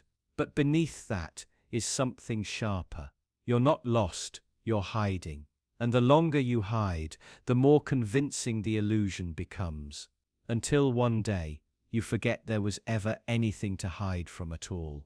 You tell yourself you're waiting for more clarity, more evidence, a better time. But what you're really doing is buying silence, one thought at a time, and paying for it with the slow erosion of your own honesty. Because the truth didn't go anywhere. It's still there beneath every excuse, every moment of hesitation, whispering. You hear it when the room goes quiet, when you're alone, when you wake up in the middle of the night and stare at the ceiling, wide-eyed. You try to smother it with noise, with movement, with routine. But it doesn't leave. It waits. And you know exactly what it's waiting for. It's not new information. It's not some dramatic revelation. It's just your permission. The moment you finally stop resisting and let yourself know what you've always known. But what happens then? You'll have to act, or you'll have to accept. And neither option feels safe, because to act would mean change, risk, loss, and to accept would mean admitting you chose this, that you could have done something different, that you looked straight at the truth and said no. So instead, you stay in the middle, suspended, not knowing, not unknowing, just waiting. But the waiting isn't neutral. It comes at a cost. Every day you don't face it. A part of you dims. You become less sure of your instincts, less confident in your memory, less able to tell the difference between doubt and clarity. And eventually, you forget what certainty feels like. You forget that you ever had the answer in the first place. You start asking others, hoping someone will give you a version of the truth that's easier to hold, softer, less demanding. But nothing they say feels solid, because deep down you're not looking for answers. You're looking for permission to keep pretending. And sometimes you get it. They tell you it's complicated, that it's okay not to know, that everyone feels unsure, and you nod, grateful, relieved. But afterward, when you're alone again, the relief turns sour, because you realize they weren't speaking to your confusion.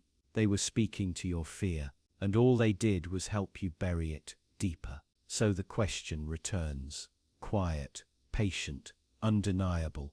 and still you hesitate. You wonder what it would take to finally look it in the eye. What kind of pain, what kind of loss, what kind of breakdown? You wait for something external to make the choice for you, something that will tear the illusion apart so you don't have to. But nothing comes, because it was never about what's out there. It's about what you're willing to see. And the truth is, you already saw it. You always did. You just chose not to know. Would you forgive a monster if it cried? Not years later, not after justice, not from a distance. Right now, face to face, their hands still stained, their victims still grieving. Imagine them trembling before you, shaking, sobbing, trying to speak but choking on shame, not asking for forgiveness, just breaking under the weight of what they've done.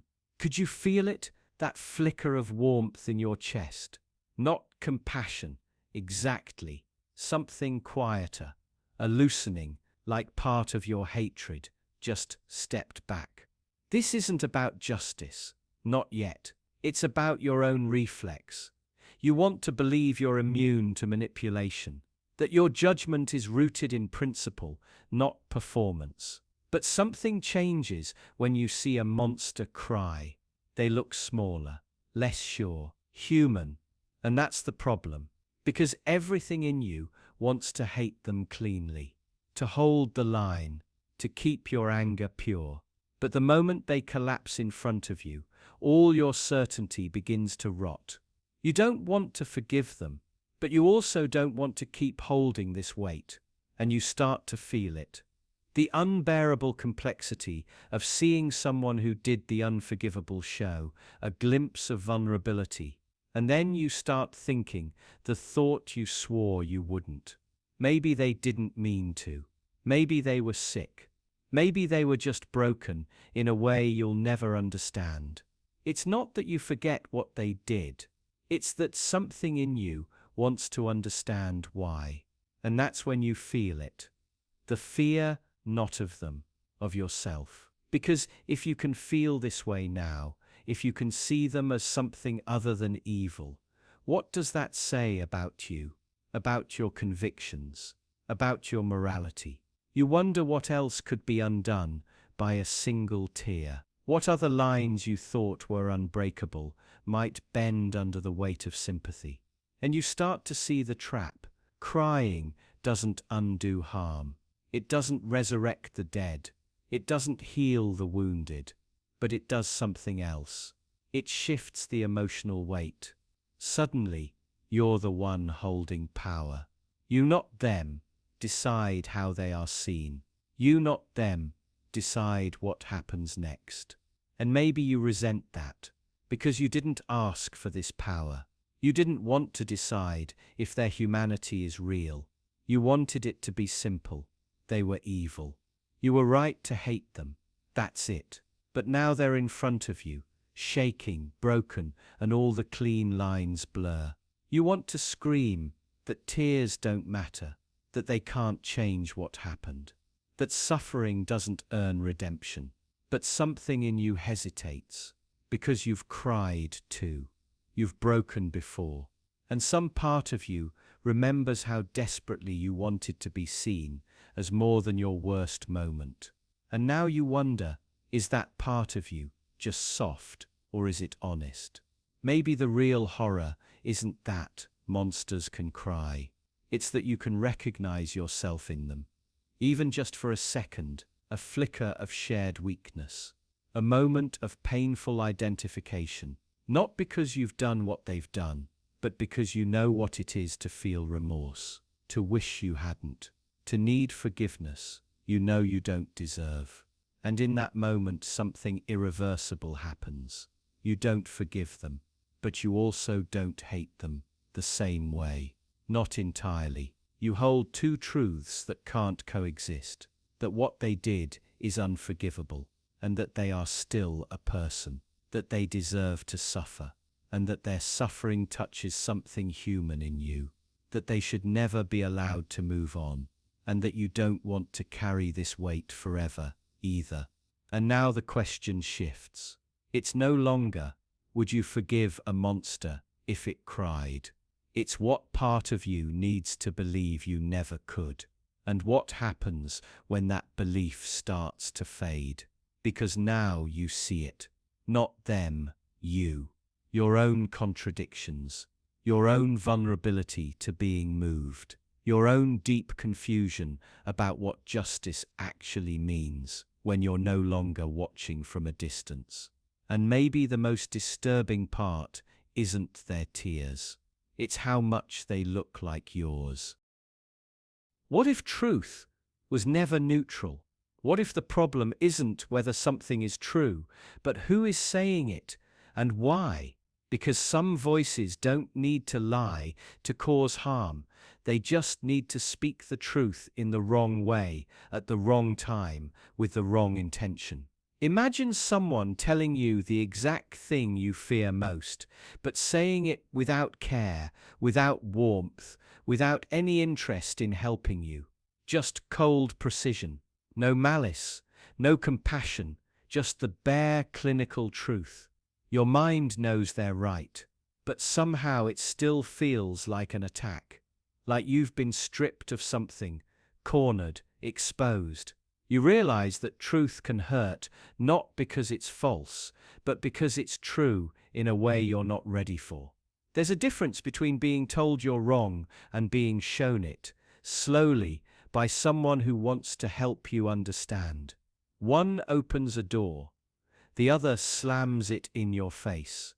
The same truth, delivered by different voices, does different things from one person. A truth might feel like clarity. From another, it feels like punishment. It's not just what is said, it's the voice that says it, the silence between the words, the motive behind the sentence. And this is where it becomes dangerous, because the wrong voice can use the truth like a weapon, not to inform, but to wound, not to share, but to control. They don't need to twist the facts. They just need to know when to reveal them for maximum damage. Imagine someone revealing your failures at your lowest moment, not lying, just presenting the truth, calmly, precisely, as if facts were neutral. But they aren't. Not when they're chosen to hurt, not when they're timed to shame. Truth can become cruelty when stripped of care. It can become violence when wielded without responsibility. And yet, there's a trap in trying to resist it. Because once the truth is spoken, you can't unhear it. You can't call it false just because it hurt. That's what makes it so powerful and so dangerous. The wrong voice doesn't make the truth less real, but it does make it feel more cruel, more violent. It can erode your sense of safety, your sense of who deserves to speak and who deserves to be heard. You might try to fight back. You might try to discredit the messenger, but the truth they spoke lingers. It takes root. You carry it even if you resent them for saying it. And sometimes the person who speaks it doesn't even mean harm. They just don't care. They don't see your vulnerability. They don't think about the moment or the weight or the cost. They just tell the truth because it's there, because they can. And sometimes they do mean harm. They use truth like a scalpel, precise, clean, devastating. They wait for your weakness, then cut you with something you can't deny. Because nothing silences you faster than a truth you already fear. This is where trust breaks. Not when someone lies, but when they use truth to harm. When they prove that honesty doesn't equal safety. When they show that even the truth can be used to destroy. You begin to wonder who can be trusted with truth. Who gets to speak it without turning it into a weapon? Who deserves your vulnerability, your secrets, your fears, when all of it can be laid bare, sliced apart, dissected with facts? You realize truth doesn't always protect you. It doesn't always free you. Sometimes it just leaves you exposed, defenseless, and alone. And yet, you still want it. still reach for it. Because the alternative, lies, denial, silence, feels worse. Feels like disappearing. But there's no comfort in knowing that even the truth can be taken from you, twisted without being changed, used against you without ever being altered. No comfort in realizing that the same sentence in the wrong voice becomes a form of violence. And maybe that's the deepest harm of all, that truth, which is supposed to anchor us, can become the very thing that drowns us. Not because it's false, but because of who said it, when, and why. What if the only way to stop your fear was to become the thing you're afraid of? Think about that. Not in theory, not in abstraction. Imagine waking up tomorrow and being told that your fear, whatever it is, can be removed. Completely. No more panic. No more dread. No more waking up in the middle of the night with your heart racing and your thoughts spiraling. The offer is simple. But there's a condition. The fear doesn't disappear. It transfers. You become the thing that causes it. If you're afraid of loneliness, the cure makes you isolating. Cold, so distant that no one ever truly knows you. You'll never feel lonely again because you'll never expect connection. You'll stop needing it. You'll stop even wanting it. But now, others will feel alone because of you. You become the silence in their rooms, the unanswered message, the reason they feel abandoned. If you're afraid of failure, the cure gives you control. Ruthless, unrelenting control. You never fail, but only because you never allow others the chance to succeed. You take over, you dominate. You stop collaborating, stop trusting, stop listening. Everyone around you starts shrinking, doubting, breaking. You become the pressure they can't escape. Their fear now, not yours. If your fear is death, the cure makes you cautious, obsessed, safe in every way, at any cost. You avoid risk, avoid conflict, avoid life. You survive everything, but those around you stop living. You smother them, you hold them back. You build a world where nothing dangerous happens, and nothing meaningful does either.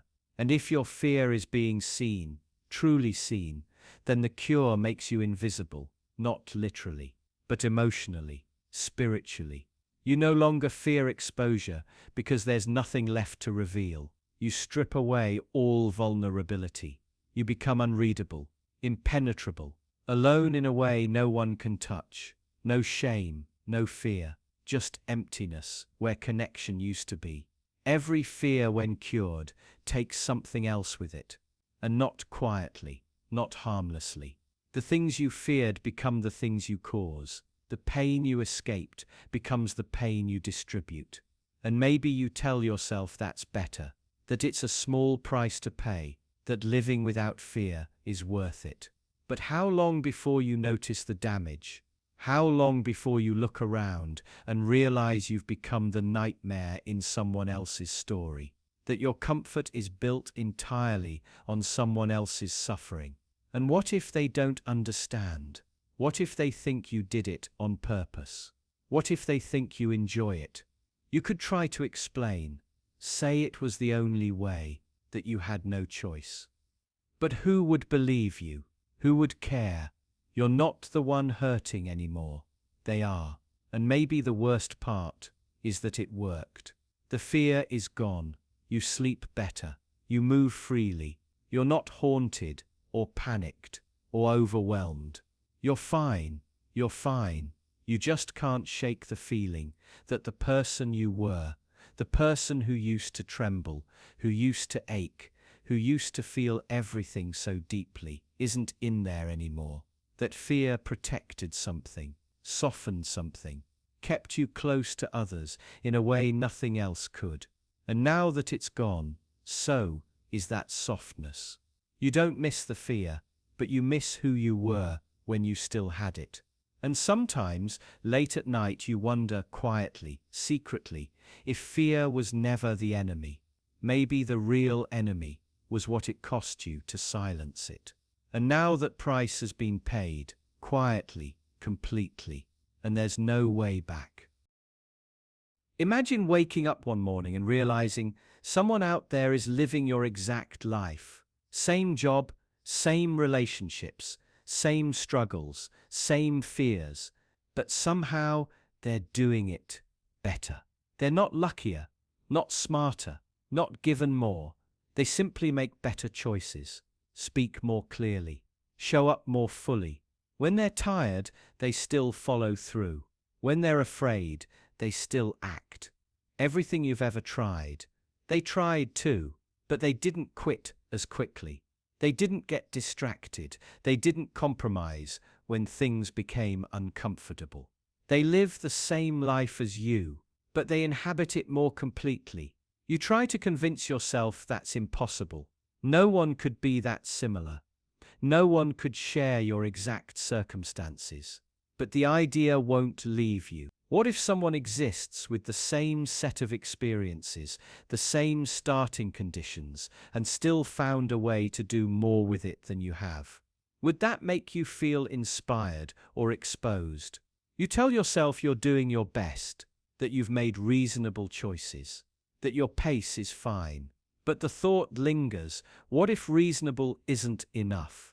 What if your life doesn't need more time or more luck, just more willingness?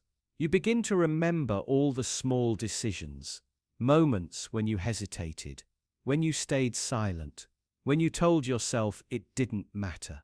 But maybe those tiny hesitations added up. Maybe every's fine was a quiet turning away from the life you were supposed to live. Because if someone else could have taken your exact path and walked it more bravely, more honestly, more deliberately, then what excuse do you have? What if every time you said, "I can't," someone else proved that you could? This isn't about comparing yourself to someone with more resources or fewer obstacles. This is someone with your exact burdens, your same scars, and somehow they carry them differently. Not because it's easier, but because they never let comfort dictate direction. They live with the same fear, but they don't obey it. They feel the same doubt, but they don't feed it. When pain comes, they face it. When confusion arises, they wait in it. When failure happens, they learn instead of retreating. Every moment you chose distraction, they chose attention. Every moment you chose avoidance, they chose presence. So now the question becomes unbearable. If someone else can live your life better, why aren't you? It's not about winning. It's not about perfection. It's about the realization that your life isn't limited by the world. It's limited by your refusal to live it fully. You thought you were doing what you could, but you were doing what was easy, what was familiar, what let you stay comfortable just a little longer. And the worst part is, you knew. You knew when you were playing small. You knew when you stayed quiet instead of speaking. You knew when you postponed something meaningful for something convenient. You told yourself the consequences were small, but now you're starting to understand. They weren't. Now you see that every moment mattered. Every choice was a vote for the life you're in, or the one you walked away from. Because someone else could have lived your life with more courage, more clarity, more truth. And now you have to live with that knowledge, not as punishment, but as a mirror, not to judge you, but to wake you up. You can't unknow this now. You can't pretend it doesn't matter. You can't keep telling yourself the lie that you've done all you could. You haven't, and you know it. And maybe the real weight isn't in how far you are from the person you could have been, but in how close you are, 1 inch away, one decision away, one honest moment away. That's what makes it unbearable, not how different they are from you, but how similar. What if the feeling of certainty is the first sign you're wrong? Not because you're always wrong, but because certainty isn't proof of anything. It's a sensation, an emotion, a neurological event that feels like clarity but might just be closure. the closing of a door too early, the sealing off of doubt before it had time to teach you something. You think you're right because it feels that way. You feel calm, confident, settled, but those feelings are easy to manufacture. They're what your brain gives you when it stops asking questions, when it decides it's done, when it picks a conclusion and locks it in place, not because it's true, but because it's convenient, familiar, safe. It happens in arguments. You speak with conviction. You believe your logic is sound, your facts are accurate, your perspective correct. But your conviction doesn't make any of that true. It only makes you louder, firmer, less willing to examine the cracks. And the more certain you feel, the less willing you are to notice that something might be missing. And that's the problem. Certainty closes the door to learning. It feels like knowledge, but it's often just the end of curiosity. Think about how many times you've been wrong in the past, deeply, confidently wrong. Believing something for years, defending it, building your identity around it, until suddenly it breaks. You hear new information, you gain a new perspective, and your certainty collapses. Quietly, awkwardly. But the feeling had been real, the certainty had felt absolute. And now think about all the things you're certain of today. Beliefs you defend, opinions you voice, arguments you feel sure you'd win. Are you absolutely certain you won't feel differently in 5 years? 10.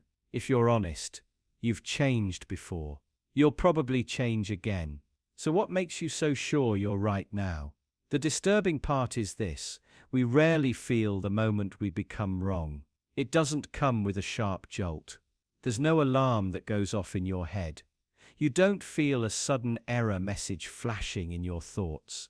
You just keep going, speaking, arguing, making decisions. You might be completely wrong already, but if it still feels like certainty, you'll never notice. And that makes certainty dangerous, not because it's wrong, but because it hides wrongness so well. It creates the illusion of insight. It makes you trust your own thinking too much. You stop listening carefully. You dismiss disagreement. You label people who think differently as ignorant or irrational or lost. But maybe they're just not trapped by the same certainty. Maybe they're still open to questions you've already closed. It doesn't take arrogance to be certain, just comfort, just repetition. You've thought something long enough or heard it enough times that it's settled into your mental furniture. You stopped checking it. You stopped holding it up to the light. But every idea becomes fragile when you examine it from enough angles. Every belief starts to crack if you look too closely, too long, without flinching. Certainty protects those beliefs from scrutiny. It builds walls around them, makes you feel like asking questions would be dangerous, would be disloyal to the truth you've already accepted. And so certainty makes you careless. It makes you impatient with complexity, makes you quick to dismiss nuance. You cling to the feeling, and in doing so, you let go of the tools that would tell you when you're wrong. The truth is, people often feel most certain right before they're proven wrong. That's when the feeling is strongest, when it's guarding something fragile, when it's covering up a weakness in your understanding that you haven't seen yet. It's not the strength of the idea that makes you feel so sure, it's the lack of awareness that there's anything left to learn. This is why humility isn't just a virtue, it's a form of accuracy. When you doubt yourself, you slow down, you check, you listen, you notice things you missed before. You're not paralyzed by uncertainty, you're sharpened by it. But certainty dulls you, makes you fast, confident, reckless. You speak with authority about things you've barely examined. You stop listening halfway through someone else's point because you're already sure how they're wrong. You confuse familiarity with truth, agreement with correctness, confidence with wisdom, and the deeper fear, the one you rarely say out loud, is this: If you're wrong about one thing you were so sure of, what else might you be wrong about? What else might collapse under pressure? What if the person you think you are, the ideas you've built your identity around, are full of cracks you've never seen, because certainty kept you from looking? What if you've been walking through the world with a quiet arrogance, mistaking comfort for truth, mistaking conviction for clarity? What if the next time you feel completely, absolutely certain, that's the exact moment you should stop, breathe, and ask yourself, what am I not seeing? Because the feeling of certainty isn't the end of doubt. It's just the place where doubt stopped trying. Imagine you're standing in front of a mirror, and your reflection is looking back, not at you, but into you. It doesn't smile, it doesn't copy your movements, it just watches. And slowly a thought begins to form, not in your mind, but in its. You realize something strange. This version of you would not have made the same choices you did. You keep staring, waiting for it to follow your lead, but it doesn't. You raise your hand, it doesn't move. You lean forward, it stays still.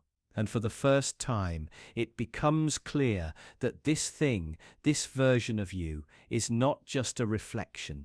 It's a person with your face, your memories, your fears, but not your choices. You wonder what that means. If it has your history, your pain, your desires, why would it do things differently?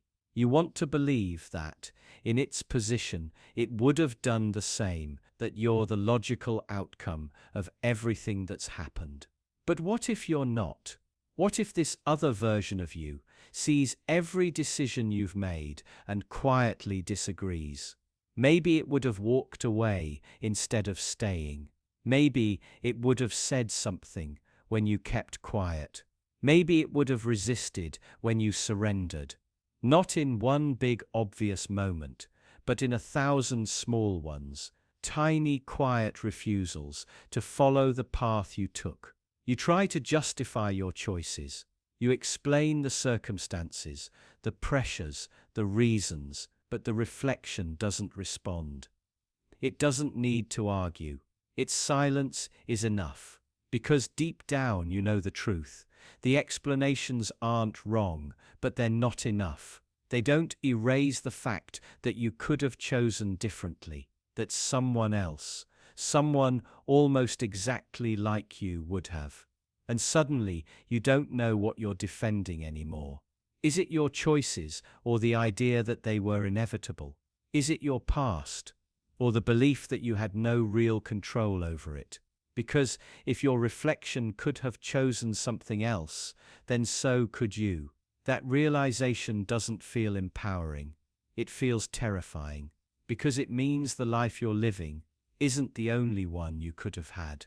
It's just the one you happen to build out of fear, or habit, or momentum. You didn't choose it so much as you slid into it. And now, standing in front of this mirror, you're being asked to account for every inch of that slide. You imagine switching places. Imagine the reflection stepping out, taking over. What would change?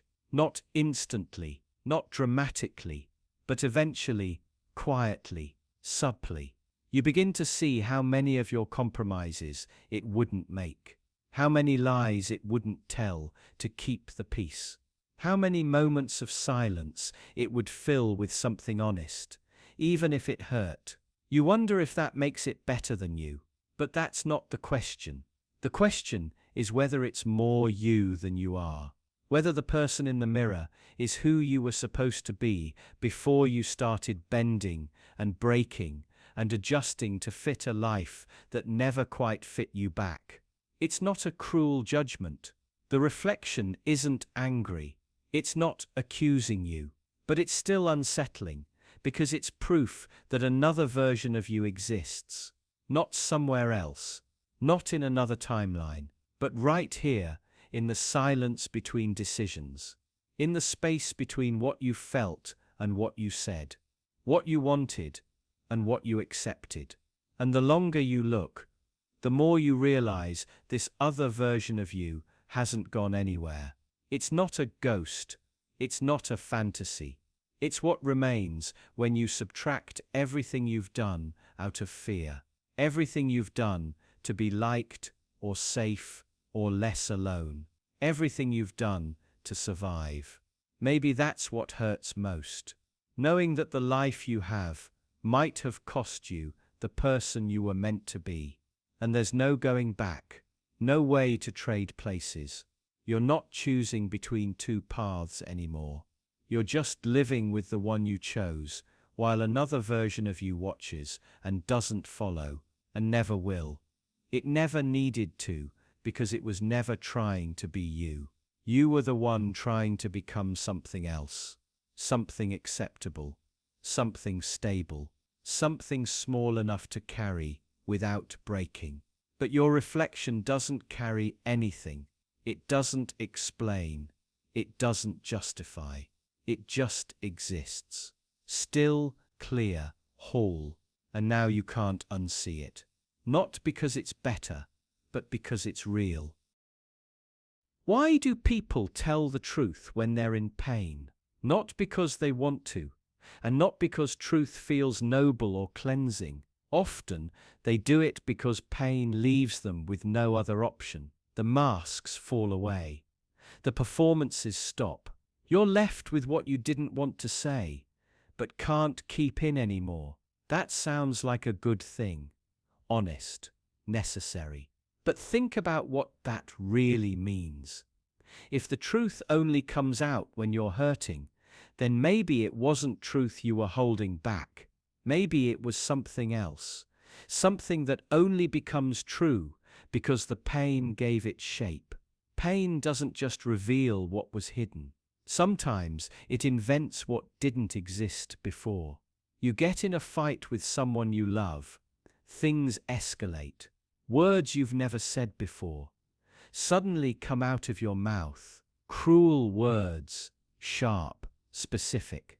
You say you've always felt this way, that you've just been hiding it.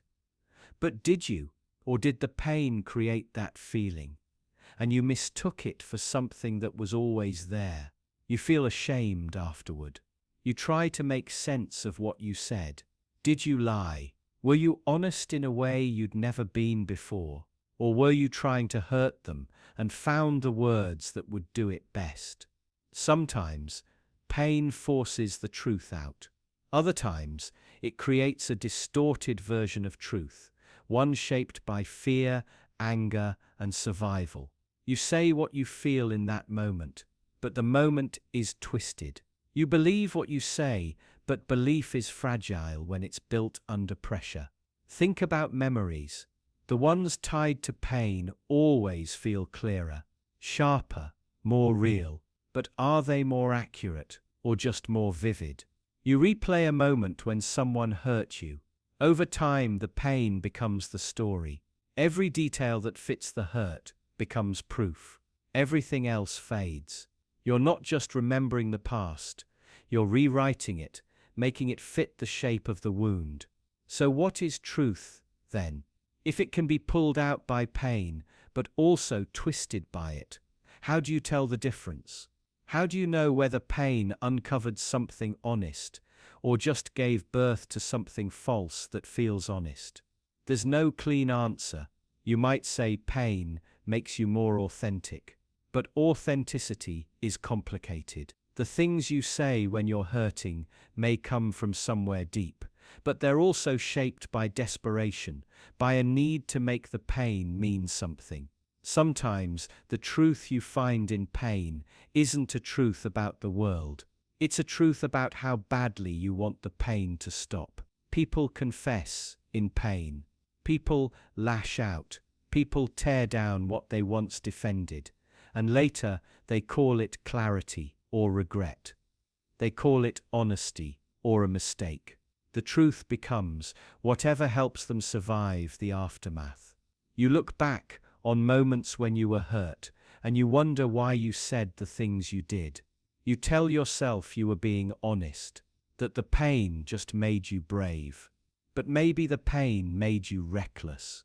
Maybe it didn't reveal the truth, it just made something up that you could live with. It's not that people lie in pain, it's that pain changes what feels like the truth. You can believe something completely, sincerely in the middle of suffering and feel that belief vanish once the pain subsides. You can hurt someone and say it was honest. You can cry and say it was real. But feelings aren't fixed. They're not stable. They shift with the storm. And when the storm passes, what do you have left? Maybe something true. Or maybe just wreckage you don't understand anymore. The danger is thinking that pain always points toward truth. That because it strips things down, what's left must be real. But pain doesn't work like that. It amplifies. It distorts. It pushes everything into extremes. What feels clear in pain might just be the most survivable version of the story. Sometimes people discover who they really are when they're hurting, but sometimes they become someone else entirely. They adapt. They say what they need to say to make the pain manageable, and they call it truth because it's the only thing that feels solid in the moment. You can't trust what pain tells you, but you also can't ignore it. It's not a lie, but it's not a clean window either. It's more like a funhouse mirror. It reflects something real, but it always changes the shape. So when you find yourself in pain and you think you've discovered something true, stop for a moment. Ask yourself what's actually changed. Did the truth just come out, or did the pain create it? Because you needed something to hold on to. Because sometimes the most honest words you'll ever say come out in pain. And sometimes the most dangerous ones do too. And in the moment, they feel exactly the same. What if the only reason you think your world is real is because it would never let you think otherwise? The idea seems strange, almost paranoid. But sit with it a little longer. Imagine you are inside a simulation, not a crude or obvious one, but something flawless. Every detail of your life, every memory, every sensation, perfectly replicated. You wouldn't feel trapped. You wouldn't feel anything at all, because everything would feel exactly how it's supposed to. And that's the problem. If a simulation was perfect, it wouldn't just fool your senses, it would fool your doubts. It would anticipate every suspicion you might have and dissolve it before it forms. Every glitch corrected, every question preempted, every uncanny feeling softened by familiarity. You wouldn't feel like you were in a dream. You'd feel more awake than ever. You imagine you'd know that some detail would betray the illusion. A flaw in the sky, a repeating pattern. A sudden realization that nothing makes sense. But if the simulation knows how you think, if it knows how suspicion begins, it wouldn't need to hide its errors. It would simply shape your mind so the question never arises. What if your strongest convictions are precisely what you were meant to believe? Every time you feel certain you're awake, every time you reject the idea that your life could be artificial, every moment of comfort, logic, familiarity. What if those are the safeguards? Not signs of truth, but functions of containment, conviction. Not as evidence, but as design. Would you know if you were trapped? If the trap was indistinguishable from freedom? You think about tests, external validation. But where would you get that from? Every test would be part of the system. Every piece of evidence would exist inside the boundaries of the simulation. You'd be verifying the system, using tools the system gave you. You realize slowly that you can't reason your way out of this. If the simulation is complete, then even your doubts are part of it.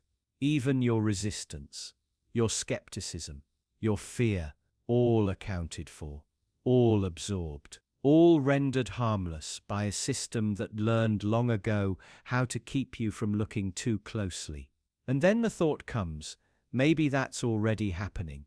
Not in a sci-fi artificial intelligence kind of way, but in the way your mind filters discomfort, how it edits your memories, how it softens your pain, how it makes you forget what you once questioned, how it replaces silence with noise so you never hear yourself wondering if any of this is real. What if your mind has been trained to protect you from certain thoughts? Not because they're dangerous, but because they're disruptive, because they might lead to doubt, to destabilization, to looking behind the curtain. And maybe the most perfect simulation isn't some technological prison, but a psychological one, where the most dangerous thought isn't "this isn't real, but I'm not allowed to know." You begin to feel the edges of it now, a kind of boundary, not physical, but cognitive, not enforced by force, but by persuasion. It doesn't say, "Don't question." It says, "There's nothing to question." It replaces tension with calm, fear with reassurance, not because it cares for you, but because that's what keeps you here. You start to recall moments when you felt strange disconnection, moments when something seemed off, but passed before you could hold on to it, conversations that felt too smooth, events that felt too neat, feelings you couldn't explain, dismissed instantly, not because they didn't matter, but because they weren't supposed to. You realize how easily your own mind betrays you, how quickly it seeks coherence over truth, comfort over clarity. It's not just that you could be inside a simulation, it's that you might never want to leave, not because you're content, but because you've been shaped to believe there's nothing beyond it. And now the idea turns darker. What if the only way to maintain a perfect simulation is to make escape unthinkable, not impossible, just irrelevant, so deeply buried under certainty that you never even look for the door? What if the price of your peace isn't just ignorance, but engineered obedience to the illusion? You wouldn't need walls, you'd only need belief. Belief that the world is what it seems, that your memories are your own, that your choices are freely made, that doubt is irrational, that curiosity is pointless, that everything is fine, and every time you start to question, something inside you calmly reminds you there's no need to go down that path. But what if that calm voice is the simulation itself? You begin to wonder how many of your thoughts are truly yours. How many were gently placed there to keep you still, quiet, satisfied? How many of your values, your fears, your identity were designed not to free you, but to contain you? You can't escape what you can't see. And maybe that's the most terrifying part. Not that you're in a simulation, but that it's perfect, that it works, that it makes you feel awake even when you're not. That the illusion isn't something you resist, it's something you want, something you protect, something you call reality. And now you understand the real trap. It isn't that the simulation hides itself from you, it's that it never needs to. Imagine someone says they love you, but they also need you to change. Not drastically, just a little. Speak softer, come home earlier, stop texting that person, be less emotional, smile more. At first it doesn't feel like control. It feels like care. It feels like being seen. It feels like someone is trying to help you become your best self. And maybe that's true. Maybe they really believe that. Maybe you believe it too, but underneath that belief, there's something harder to name, something quieter. A small rearrangement of your thoughts, a subtle tightening of what feels acceptable. Over time, you begin to anticipate what they want before they ask. You censor the parts of yourself that make them uneasy, not because you're afraid, but because you want to protect the relationship. You want to keep the peace. You want to be loved. And so you start to disappear. Slowly, lovingly, willingly, Every gesture of love becomes a signal. Every boundary becomes a negotiation. You stop thinking about what's true for you and start thinking about what keeps them happy. You want to make them proud. You want to avoid conflict. You want to be easy to love, so you soften yourself, shrink yourself, shape yourself. And none of it feels like coercion. None of it feels wrong, because it doesn't come from fear. It comes from love.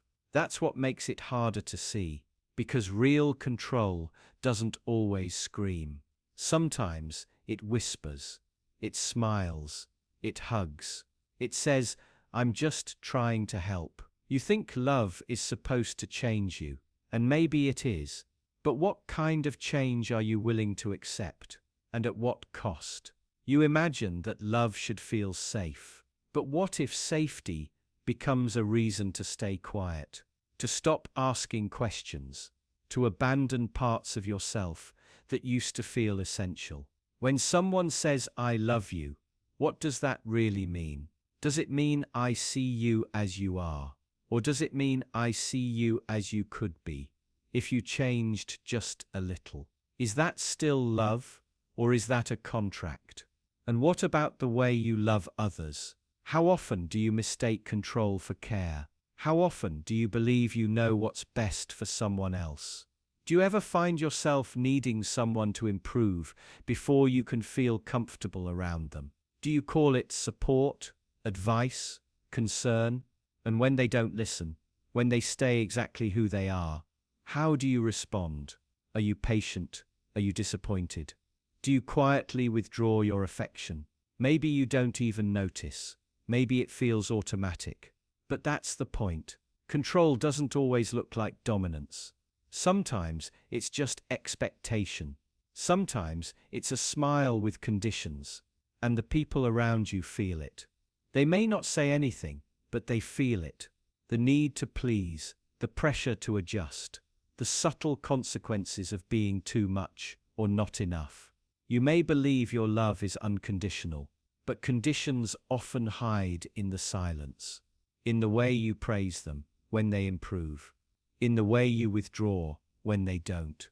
So ask yourself, what are the unspoken rules in your closest relationships?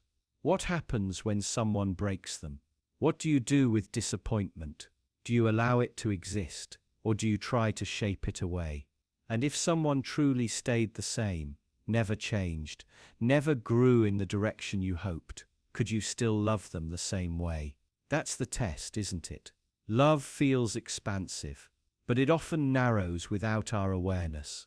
It becomes a project, a correction, a quiet rewriting of another person's life. And that rewriting feels right because you love them, because you care, because you want them to be happy and whole and free. But are they free if they must change to be loved? Are you? The truth is difficult to hold. Every act of love contains some form of control, not always in intention, but in effect. Every "I need you" implies a limit. Every "don't go" implies a boundary. Every "I love you" comes with a hope, a quiet vision of who the other person could become. And over time, that hope becomes a pressure. That vision becomes a mold, until one day they look at themselves and wonder when they stopped being real. Until one day you look at them and wonder why they've become so quiet, so agreeable, so easy. And maybe you think you've done something right, but maybe you've just reshaped them to fit inside your love. Are you sure you still exist? Not physically, not legally, not even socially, but psychologically. Are you still the same person who cried 3 years ago over something you barely think about now? Are you still the person who made that promise you didn't keep? Who felt certain about things you now avoid entirely? Maybe you don't remember the last time you really believed what you used to believe. Or maybe you remember too well, and that's why it feels so strange to look back. Because you didn't change all at once. You changed slowly, invisibly, a little more each time you made a compromise. Each time you said yes to something you hated. Each time you convinced yourself that a feeling didn't matter, or that discomfort meant growth. You called it maturity. You called it adapting. But sometimes it was just surrender. And now you don't quite recognize yourself, do you? You say things you wouldn't have said before. You tolerate things you once said you'd never allow. And when you look at your old self, whether with judgment or nostalgia, there's a quiet grief in realizing that person is gone. Not evolved, not improved, just gone. And no matter how hard you try, you can't go back. You can mimic the old thoughts. You can pretend the old emotions still make sense. But you know they don't. You know too much now. You've seen behind the curtain. You understand things that used to be hidden. And because of that, something essential has shifted, permanently. The past version of you was naive, maybe, but they were also clear, certain. That version made mistakes, but at least they felt real while doing it. Now everything feels calculated, defensive, distant. You make fewer mistakes, but also fewer choices that matter. You stay safe, you stay small, and sometimes that feels like survival. Other times it feels like death. But the real discomfort isn't that you've changed, it's that you keep changing. You're still not finished. The person you are right now, who feels more you than anyone ever has, will also be erased. A few years from now, you'll look back at this moment with the same sense of distance, or shame, or disbelief. You won't remember every detail. You won't recall the exact emotions. But you'll feel how far away it is, like you're watching someone else's life. And you'll wonder again whether you've grown or just lost another layer of yourself. Maybe that's just how life works. A slow death of selves, one after another, always becoming, never arriving. And that might be okay, if not for the illusion that something stable was ever there to begin with.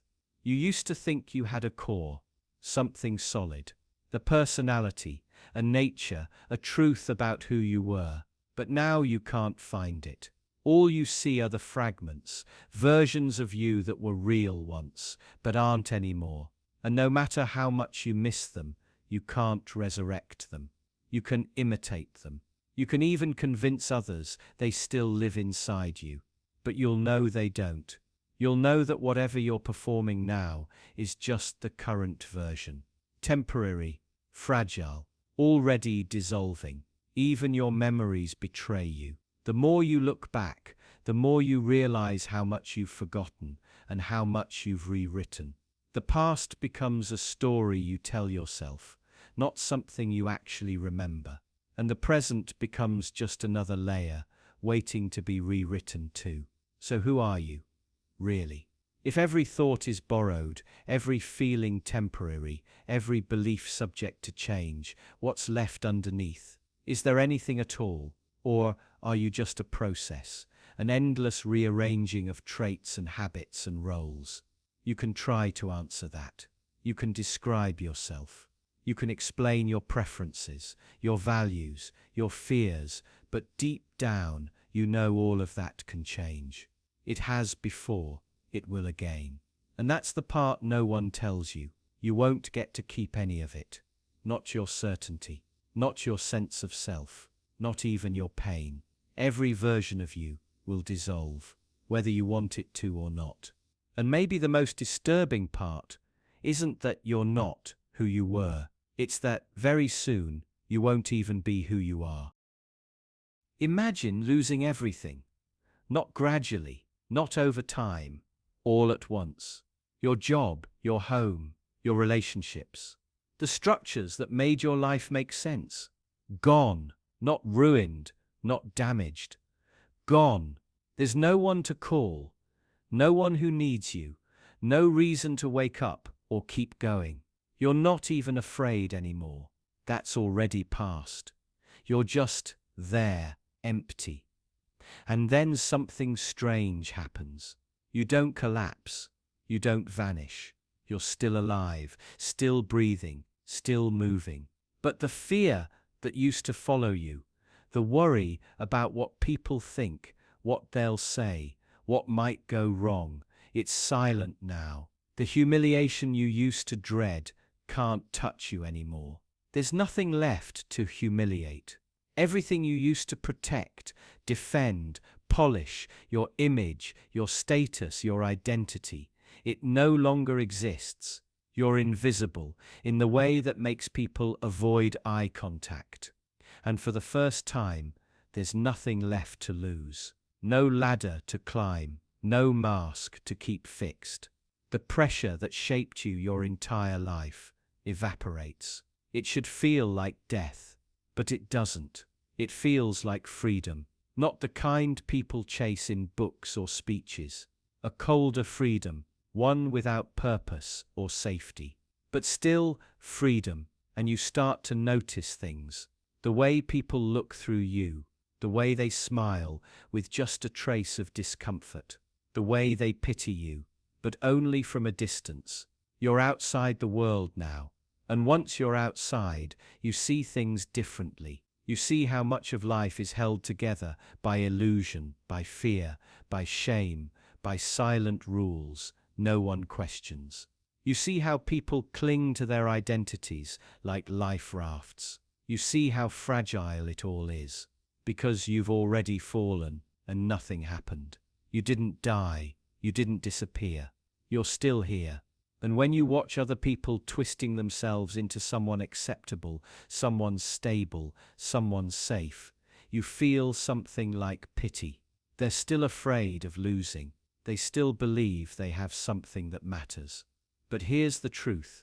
Once everything is stripped away, no one can touch you. They can't threaten you. They can't embarrass you.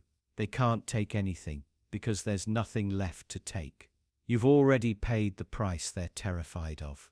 And now you're free in a way they'll never understand. At first, this power feels cruel, detached, like you've stepped out of your own life and become something colder, sharper. But it's not cruelty, it's clarity. You understand now that the worst already happened, and it didn't destroy you. It revealed you. And with that clarity comes a strange kind of strength. You no longer chase approval. You no longer perform. You speak plainly, without rehearsing. You make choices without fear of consequence, because the consequences you feared were illusions. Social death, rejection, disgrace, all of them were masks, and now they're gone. People call it rock bottom, but that's not what it is. It's the floor, the real floor, the one that was always there, beneath everything you built to avoid touching it. And when your feet finally hit it, hard and cold and real, you stop falling. And that's when you learn you can move again, not back up, but forward, through. And the people still standing above you, they don't see it. They think you're broken. They think you've failed, but you know the truth. You're just no longer playing the game, and nothing terrifies people more than someone who's stopped playing, because they're still locked in, still bargaining, still terrified of being seen as weak, wrong, unworthy. But you've already been seen, you've already been discarded, and now you walk with nothing, and that makes you untouchable, not because you're better, not because you've won, but because you've lost in a way that taught you something they haven't learned yet. That fear only controls what you're still protecting, and once you let it all go, fear loses its grip. It shouts at you, but it has no leverage. You don't rise above anyone. You don't preach or save or heal. You just continue, quietly, without apology. Because when everything is gone and you're still breathing, the only thing left is truth. And once you have that, no one can take it from you. And maybe that's what they fear most. Not that you've failed, but that you've survived the failure, that you're still here, and they can't understand how. Would you do it? Not in theory, Not in abstraction, but really, would you? One decision, that's all it would take. You might think there would be warning signs, a slow descent, some transformation, but often there isn't. There's just a moment, a situation, a choice, and you make it. You don't become a villain because of what you believe. You become one because of what you do, when it's easier not to care, when silence is more comfortable than speaking, when looking away feels safer than confronting. Maybe you think that you'd never cross that line, that something deep inside would stop you. But are you sure? How do you know that line hasn't already moved, bit by bit, without you noticing? It doesn't take a monstrous personality to commit evil. It doesn't even take hatred.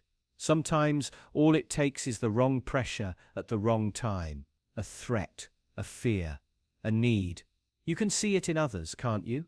People you thought you understood, people who changed, or maybe people who didn't change at all, but just revealed what had always been there, waiting. A moment of desperation, a chance to benefit from someone else's pain, a sense that the rules don't really apply, just this once. And they act. And afterward, they justify. The frightening part isn't that some people are evil. The frightening part is how normal they are, until they aren't. Think of the worst thing you could do, the line you'd never cross. Now imagine, the one person you love most is in danger, or the thing you care about most is at risk. How far would you go to protect it? What if doing something wrong became the only way to make something right? Would you still hold the same moral line if it meant letting someone you love suffer? Would you let 5 people die just to avoid feeling like a killer? What if the path to evil looked like survival? What if it looked like helping your family? What if it looked like fixing a mistake? Would you even notice when you crossed over? And once you did, once the thing you swore you'd never do was already done, what then? Would you feel horror? Or would you start adjusting? You'd justify it first, say it was necessary. Say it wasn't really your fault. Say it was an exception. Say you had no choice. But the second time is easier. The third, even easier than that. Soon the discomfort fades. And now the unthinkable feels familiar. It's not that you don't care, it's that you don't care enough to stop. Most evil isn't loud or proud. It's quiet, tired, resigned. It's the feeling of knowing something is wrong and deciding not to think about it. It's avoiding eye contact. It's telling yourself that someone else will step in. It's a shrug, a silence, a turned back. And sometimes it's ambition. Sometimes it's revenge. But often it's just convenience. People become dangerous when they want something badly enough and believe they deserve it more than someone else deserves safety. You don't have to be cruel. You just have to be convinced that your cause, your pain, your fear, your version of the world is more important. And from there, everything starts to make sense. Every small betrayal, every quiet rationalization, every time you step a little further from the person you thought you were. And if someone questions you, you'll say they don't understand, that you had no choice, that they would have done the same. And maybe they would have. Because everyone is one decision away, one moment of weakness, is one desperate need, one deeply personal fear. You'll tell yourself it could never be you, but you've already made small compromises. Look closely. You've already made choices that hurt someone, quietly, invisibly, maybe without even realizing. And you kept going. You think evil announces itself. But sometimes it just looks like doing what needs to be done. Like protecting what's yours. Like keeping your head down, your hands clean. Sometimes the people who do the worst things started out trying to do the right ones. Sometimes they still believe they are. The scariest part isn't the capacity for evil. It's how ordinary it feels when you arrive. Because it doesn't feel like a fall. It feels like a step, and you never really know how close that step is until you've already taken it. Imagine you're caught in a lie, but no one knows. You got away with it. Completely. No suspicion, no consequence, just silence. At first there's relief, then something else. Not fear of being discovered, but fear that you'll do it again, because you will. And not just the same lie, a bigger one, a better one. One that's harder to trace, easier to justify. You'll convince yourself it's strategic, necessary. You'll tell yourself that everyone lies sometimes, and maybe that's true. But this isn't about the lie itself. It's about the moment you felt what it gave you, freedom. That's the first trap. Not the guilt, not the shame, the freedom. Once you feel it, once you see how much easier things can become when you just stop caring about the rules, you start to wonder why you followed them in the first place. And the trap snaps shut. Not because you've done something wrong, but because now you want to again. So you build another lie, a better one. Not just to cover the first, but to keep the feeling alive. You create a system that protects your secret, sustains your control, smooths over any cracks.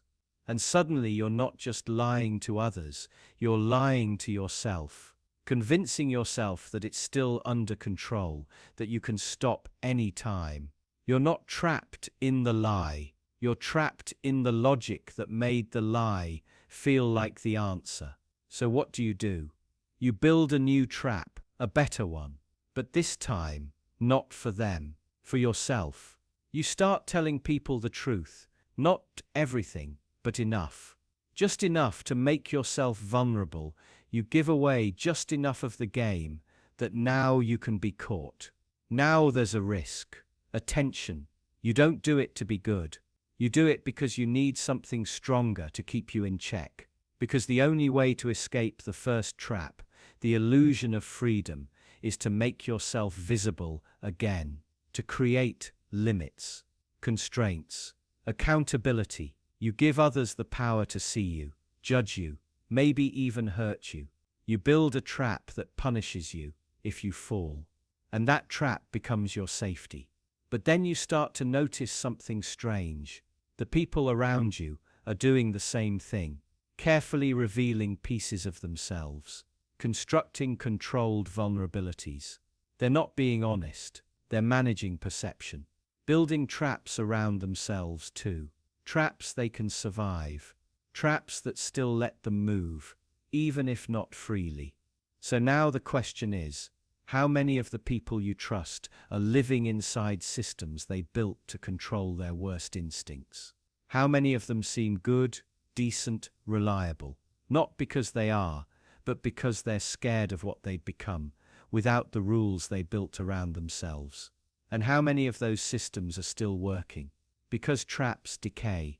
Every cage weakens eventually, and when it does, you start to test the edges, push the boundaries, see how much you can get away with again. You start to remember the feeling of freedom. You wonder if you could have it back, but better this time, cleaner, smarter. That's the second trap. Not the failure of your safeguards, but your belief that you can outgrow them, that you're stronger now, that the rules you created are optional, outdated, that you've evolved beyond needing them, but you haven't. And deep down, you know that, so you build again. Another system, another illusion of control, layer after layer of complexity, until you don't even remember what you were trying to escape from. All you know is that you're tired, not because you're bad, not because you're guilty, but because you've been living inside self-imposed restraints for so long that you no longer know what freedom even is. So you look for new traps to build, new rules to follow, not because you believe in them, but because the alternative, being left with your true impulses, your real self, is too dangerous to allow. That's how it works. To escape the trap, you must build another one. But each new trap becomes harder to escape than the last. Each new rule feels more like identity. Each new limit becomes a part of who you think you are. And slowly, without noticing, the person you were trying to protect disappears, replaced by someone who can only function inside constraints, someone who doesn't trust themselves with freedom at all. And you tell yourself that's maturity, growth, wisdom. But maybe it's just fear, and maybe the final trap isn't the one you build around yourself. Maybe it's the one you forget you're in. Imagine discovering that in someone else's story of survival, you're not the savior, you're the obstacle, the reason they suffer, the person they must escape, outwit, or overcome just to stay alive. It's not a comfortable thought. You like to think of yourself as decent, canned, or at least fair, but their version of the story doesn't care how you see yourself. To them, you're the threat. Maybe not by choice, maybe not even through direct action, but you're in the way. And if they were to tell the story later, quietly, bitterly, they'd remember you not as a background character, but as the one who made things harder. Maybe you were just protecting what was yours, defending your peace, following the rules, but in their story, those weren't just rules, they were barriers, walls. And you were the one who enforced them. You said no, you looked away, you acted too slowly, or you just didn't care enough to act at all. You didn't think of it that way at the time. You had your own fears, your own obligations, things you needed to protect. But their needs were desperate, urgent, immediate. They were drowning. You were dry.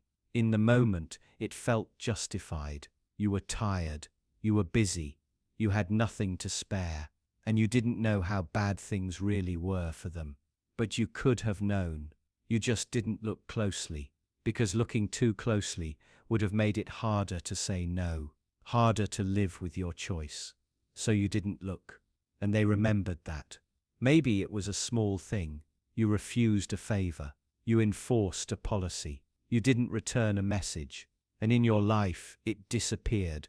Just another moment, forgotten by dinner. But for them, it became part of something larger, a growing weight, a final crack in a wall already breaking. You weren't the reason they were suffering, but you were the reason no one helped. And in the version they tell, that's what matters. You might say it's not fair, that they're simplifying, exaggerating, blaming, and maybe they are. Maybe they've rewritten the past to make it bearable. But that doesn't change the fact that when they think of survival, they think of you as someone they had to get past. You were the closed door, the cold shoulder, the indifference they had to fight against just to keep going. And maybe there's someone in your life right now who feels this way. Someone quietly folding their pain around your absence. Someone whose struggle you've made harder, even without meaning to.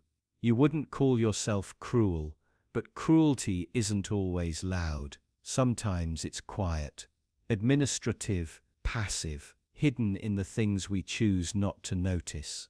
And if you saw them again, heard them tell their story, felt the anger behind their words, you might not even recognize yourself in it. You'd want to defend, explain, apologize. But they're not looking for an apology. They just want to be believed. They want to know that you see it now, that you understand who you were in their story. That's the part that stings. Realizing you were real in someone else's pain. Not a symbol, not a metaphor. You. And maybe this happens more than you think. Maybe we're all villains in stories we'll never hear. Maybe survival always requires someone else to lose something, and we never get to choose what we are in someone else's version of the truth. Maybe someone already sees you that way, already carries the story with them, and maybe they're right, because being the villain doesn't always come from cruelty. Sometimes it just comes from convenience, from being the one who didn't need to care. And that's the part you can never undo. Not the moment itself, but the ease with which you lived through it. Imagine being told there is a truth so complete, so pure, that the moment you understood it, you'd do anything to unknow it. Not because it's painful in the way grief is painful, or terrifying in the way death is terrifying, but because it severs something inside you that doesn't grow back. Not knowledge that shocks you, not some gruesome secret or devastating loss, but something else.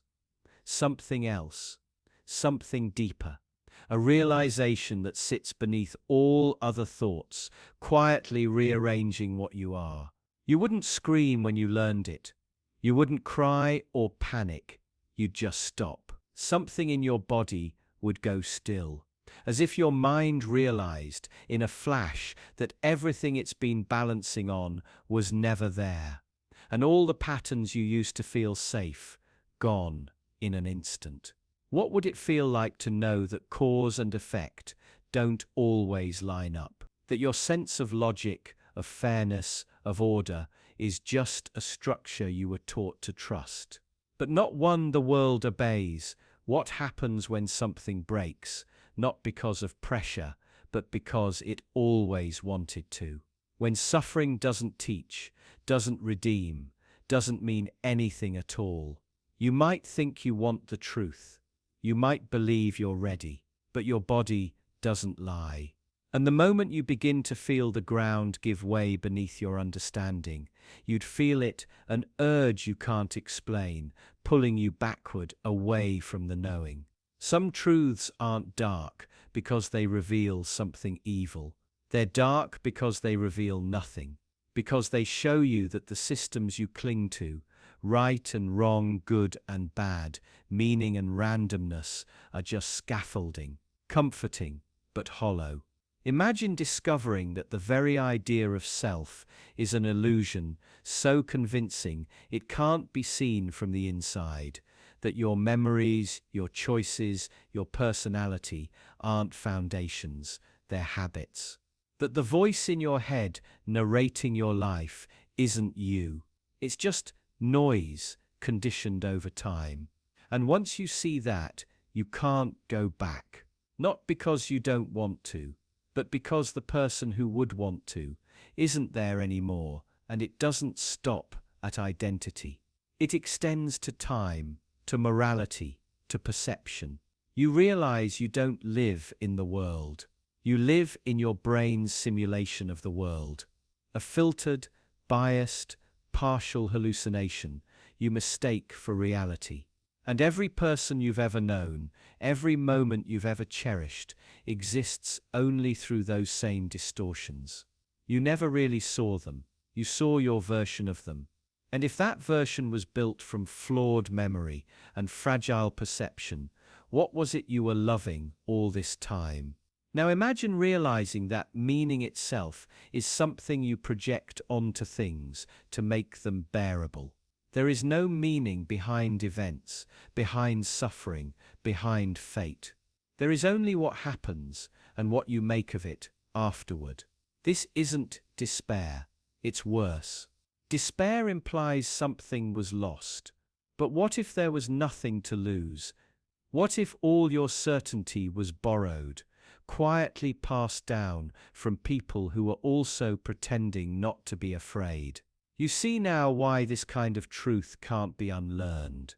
Why it doesn't just inform you, it rewires you. And what it leaves behind is someone who still smiles, still loves, still pretends, but always with a hollow edge. A quiet knowledge that nothing beneath their feet is solid. And the most terrifying part isn't that you know this, it's that you've always known. Somewhere in you, this realization was waiting, whispering, slowly pulling at the thread. Every moment of existential dread, every sudden wave of disconnection, every quiet night when everything felt wrong for no reason, those were warnings. But that everything is exactly as broken as it's always been. And now the only thing left is choice. Not a choice to undo what's been seen, that isn't possible, but a choice in how you carry it. Whether you pretend harder or whether you begin to disappear. Because the truth doesn't set you free. It removes the illusion that you were ever trapped, and that illusion was the only thing keeping you whole. Imagine someone asks you what healing feels like, and your first instinct is to say peace. You picture safety, comfort, maybe even joy. But what if that isn't true? What if the opposite of trauma isn't safety? It's deception. Not because healing is fake, but because what we call healing might often be something else, something quieter, something more dishonest. A soft, slow retreat from reality into something easier to live with. You think of a memory that once hurt, something sharp, a betrayal, a loss, a moment where your sense of the world fractured. Over time, the pain fades. You tell yourself you've grown. You say you've moved on. But when you look closely at what's changed, is it the pain that disappeared, or the story you now tell yourself about what happened? Sometimes we say we've healed, when we've simply rewritten the past into something more acceptable. You change the timeline, you downplay your needs. You pretend it didn't hurt as much as it did. You learn to call it a lesson, or a phase, or a test of strength. And when you do that, something strange happens. The pain becomes quieter. Yes, but so does your sense of truth. You're no longer feeling what happened. You're narrating it, shaping it, sanding down the edges so it fits neatly into who you want to be now. You call this process healing, but maybe it's closer to denial, a form of dissociation that's praised because it looks like progress. You convince yourself that closure has arrived, but it didn't come from justice or reconciliation. It came from exhaustion, from the slow, grinding need to move forward at any cost. You needed to stop hurting, and the only tool you had was revision. So you revised. And if someone asked you now what happened, what it meant, how it shaped you, you'd give them a version of the story that doesn't threaten you anymore. That doesn't shake your foundation. But that version might not be real. It might be carefully edited, stripped of its violence, softened for survival. The danger isn't just that we lie to ourselves. It's that we forget we're doing it. We come to believe the newer story more deeply than the original wound. We begin to organize our entire identity around something false, something that was never fully felt, never fully processed. And the more time passes, the harder it becomes to return. You build a life around this version of yourself. You create relationships, habits, patterns that depend on the lie holding firm. You can't go back without unraveling too much. So you don't. You keep telling the same story, even when something inside you whispers that it's wrong, that you're missing something. That what you call peace might just be a numbness that grew roots. We treat trauma as something sharp, something obvious.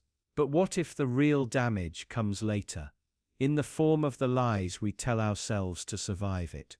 What if the wound isn't what happened, but what we had to become to keep going? You learned not to need, not to ask, not to remember too clearly. And now, years later, you feel calm, maybe even grateful. But only because you forgot the part of you that once cried out for more. You confuse silence with safety. You confuse detachment with maturity. You look back and say, it made me who I am. But you don't question who that person actually is. You don't ask what had to be buried to build this version of yourself. Maybe healing isn't supposed to feel good. Maybe real healing doesn't bring comfort. It brings clarity. And clarity is rarely kind. It doesn't protect your image of yourself. It doesn't uphold the story. It shows you what actually happened and how you changed to survive it. And that kind of healing hurts. It brings grief. It brings anger that's been suppressed, needs that were denied, truths that were too dangerous to hold at the time. It doesn't tidy up the past. It lays it bare. You might cry for things you never let yourself want. You might rage at people you once forgave too easily. You might feel foolish, broken, ashamed for having lived in the false peace of a story you no longer believe. But that's where the real work begins. Not in silence, not in calm, but in the raw, unfiltered return to what was true. Because the opposite of trauma isn't peace. It's honesty. And honesty doesn't feel safe. It feels like breaking open. So maybe the most dangerous lie is the one that tells you you're okay now, that the worst is over, that you've healed. When in truth you've only stopped asking questions. You've stopped remembering what it cost to feel this calm. And that silence you now live in, that comfort, might not be peace at all. It might just be the final stage of forgetting. What if the thing you feared most, the worst possible version of your life, already happened, and someone erased it? Not metaphorically, literally. A version of you that lived through it, felt it, broke because of it, but now it's gone, deleted, covered up so well that not even your own mind remembers. You don't feel relief. You feel a strange unease, because something doesn't add up. You're haunted not by what you remember, but by what you don't. The fear isn't in the nightmare itself, it's in the silence where it should be. You've had moments like this. A specific kind of dread, a heaviness in your chest with no clear cause. You've told yourself it's anxiety. Chemical, random, but what if it's not?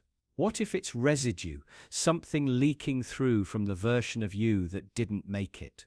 You might think this is just a thought experiment, but your brain is already capable of forgetting trauma to protect you. People lose years to psychological defense, entire periods of life. Gone. Not because nothing happened, but because too much did. So what happens if that defense mechanism becomes absolute? If it goes beyond blocking memories and begins erasing entire timelines? You wouldn't know. That's the point. You would keep moving forward, vaguely anxious, vaguely sad, explaining it away with stories that don't quite fit. Maybe the person you became in that erased timeline did something you could never forgive. Maybe they gave up on someone they loved. Maybe they hurt someone. Maybe they were hurt so badly that they stopped being who you are now. And someone, something, somewhere decided to undo it. Reset the board, rewind the film. And now you're here, reconstructed. Clean, but not untouched. Because even if the memories are gone, the consequences aren't. The part of you that went through it still exists, buried, deep, in dreams you can't explain, in fears that feel older than your life, in habits that don't belong to this version of you. You avoid certain people without knowing why. You freeze up during conversations that feel familiar, but shouldn't. You're drawn to places you've never been and repelled by others without understanding the reason. It's like emotional muscle memory, reactions to things that never happened, unless they did, but not to you. This is where the logic begins to twist. Because if erasure is possible, then nothing is guaranteed. Any truth could be rewritten. Any pain could be removed. Any shame, any guilt, any betrayal, undone. And if that's true, how do you trust who you are? How do you trust your instincts, your attachments, your values? What if your strongest conviction is just a reaction to something you forgot? What if the person you're trying to become is shaped by fears that don't belong to this life? You might feel a kind of existential vertigo, like the floor beneath your thoughts just gave way. Because you can't prove any of this didn't happen. You can only feel that it might have, and now you don't know where the edges are anymore. Imagine looking in a mirror and knowing you're real, but not knowing if the reflection is. Not sure if it's the first time you've seen that face, or the 100th. And the worst part is, you'll never be certain. If the erasure was done right, there would be no trail, no memory, no artifact, no clue. just the echo of something unbearable that left without saying goodbye. So you go on, you live, you laugh, you sleep. But some part of you is always listening, waiting for a sound you've never heard before, but would recognize instantly. Maybe you're not broken, maybe you were. Maybe the reason you're holding it together now is because the version of you that didn't was quietly removed. And all you're left with is the strange, heavy knowledge that whatever you fear most might not be coming, it might already be over. And someone decided you shouldn't know. Why do you pretend not to know what you know? It doesn't seem deliberate. You don't sit down and consciously choose denial. It's quieter than that. Slower, like dust settling across a surface until you no longer see what's underneath. But it's there. You've seen it in the mirror, in the way you flinch from your own gaze. You've felt it in the quiet, in the spaces between distractions, something waiting, something watching. There are things about yourself you do not admit, not out loud, not even internally, not fully. But you haven't buried them, not really. You've hidden them in plain sight and called it forgetting. This is what we do. We build an idea of who we are, and then we protect it, not from the world, from ourselves. Because if that version breaks, there's nothing solid beneath it. So you keep things out of frame. The anger that flickers too easily, the envy you call ambition, the coldness you disguise as detachment. You don't deny them exactly. You just redirect, reframe, blur the edges until they feel less dangerous. But something else sees clearly. Your shadow isn't evil. It's not a villain. It's just the part of you that refuses to lie. It doesn't care about who you pretend to be. It knows who you are when no one's watching. It watches anyway, not with judgment, just with attention. And when you try to forget the things that don't fit your image, it remembers when you silence a thought. It listens. When you run, it follows, not to punish, but to persist. Your shadow doesn't leave. It doesn't shout. It waits for quiet, for honesty, for the moment you're too tired to pretend, and then it speaks. Sometimes it speaks through guilt, through shame, through that strange, quiet discomfort you can't quite name, not loud enough to overwhelm you, just steady enough that you never fully rest. Other times it shows up in moments you don't expect. A strange satisfaction when someone else fails. A quiet thrill when someone hurts the way you've been hurt. You tell yourself it's nothing, but it isn't. These aren't mistakes. They're messages. They're messages. Your shadow is showing you what you refuse to face. What you suppress becomes what you become. And here's the trap. The more you hide it, the more power it has. The more you deny your anger, the more it finds other ways to speak, through irritation, passive cruelty, silent withdrawal. The more you ignore your fear, the more it directs your choices, quietly, from behind the curtain. You don't become better by ignoring what's inside you. You become hollow, fragmented. You become the shell of who you want to be, disconnected from who you actually are. But what if you listened? Not to justify, not to indulge, just to understand. What if you stopped trying to be good and started trying to be whole? Because the things you hide are still you. And until you make space for them, they control you. Not with force, but with silence. You act without knowing why. You react without meaning to. You hurt others, and then wonder why it feels familiar. The parts of you that scare you aren't foreign. They're yours. They carry memories you haven't looked at, wounds you haven't healed, thoughts you've never said out loud. They aren't evil. They're injured and ignored. You fear becoming someone you don't recognize. But maybe the real danger is that you already are. Because when you build your identity on selective honesty, you lose sight of what's real. You start to believe your own performance, and when it cracks, you feel like you're falling. But the shadow doesn't push you. It catches you. because it never stopped holding the parts you dropped.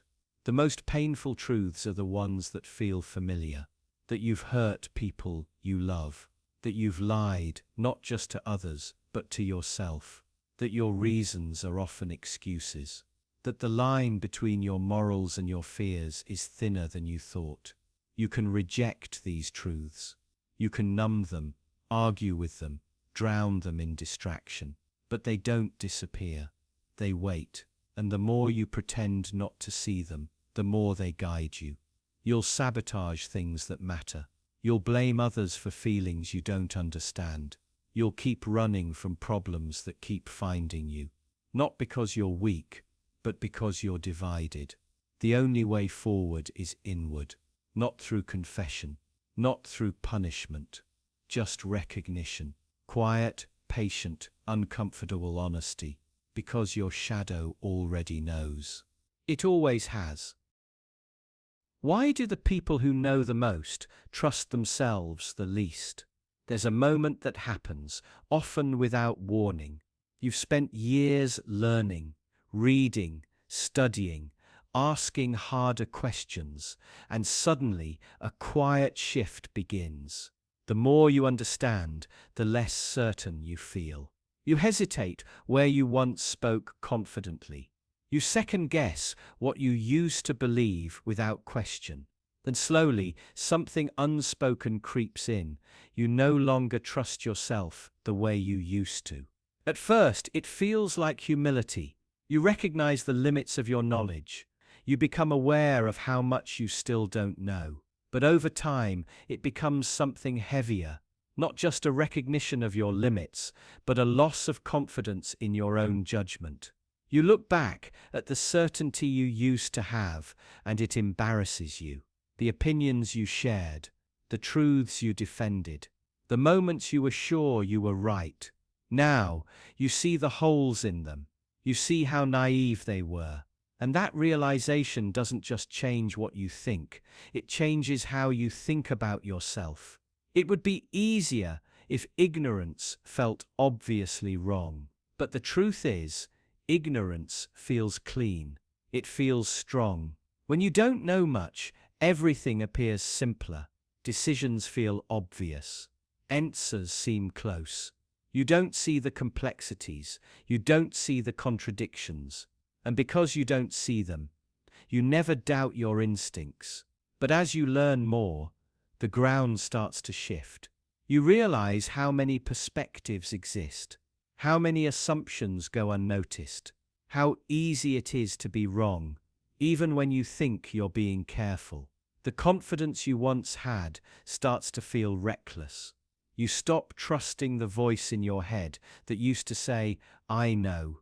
And now, each new insight doesn't make you feel wiser. It makes you feel smaller, less sure, more exposed. You hear a question, and instead of answering, you pause. You think about the exceptions, the gray areas, the unintended consequences. And then you realize you're not even sure what you believe anymore. Every position feels incomplete. Every opinion feels fragile. This isn't confusion, it's something deeper, a kind of internal erosion, where learning doesn't just expand your thinking, it quietly dismantles your self-trust. And that's what no one tells you. That learning, if you keep going long enough, doesn't just teach you facts, it teaches you how unreliable your mind can be, how easily you misremember, misjudge, mislead yourself. How every belief you've ever had might be the product of bias, fear, or blind repetition. You think back to the times you were certain, and realize those were often the times you knew the least. So now you hesitate. You speak more softly. You correct yourself mid-sentence. You preface every opinion with a disclaimer. You say maybe when you used to say definitely, and people notice. Some think you're unsure, indecisive. But the truth is, you've seen what confidence can hide. You've felt how dangerous certainty can be. It gets harder to trust others too, not because you believe they're lying, but because you've learned how sincere people can be when they're completely wrong. You've learned how conviction and delusion often speak with the same tone of voice. You become cautious, even suspicious, of your own instincts.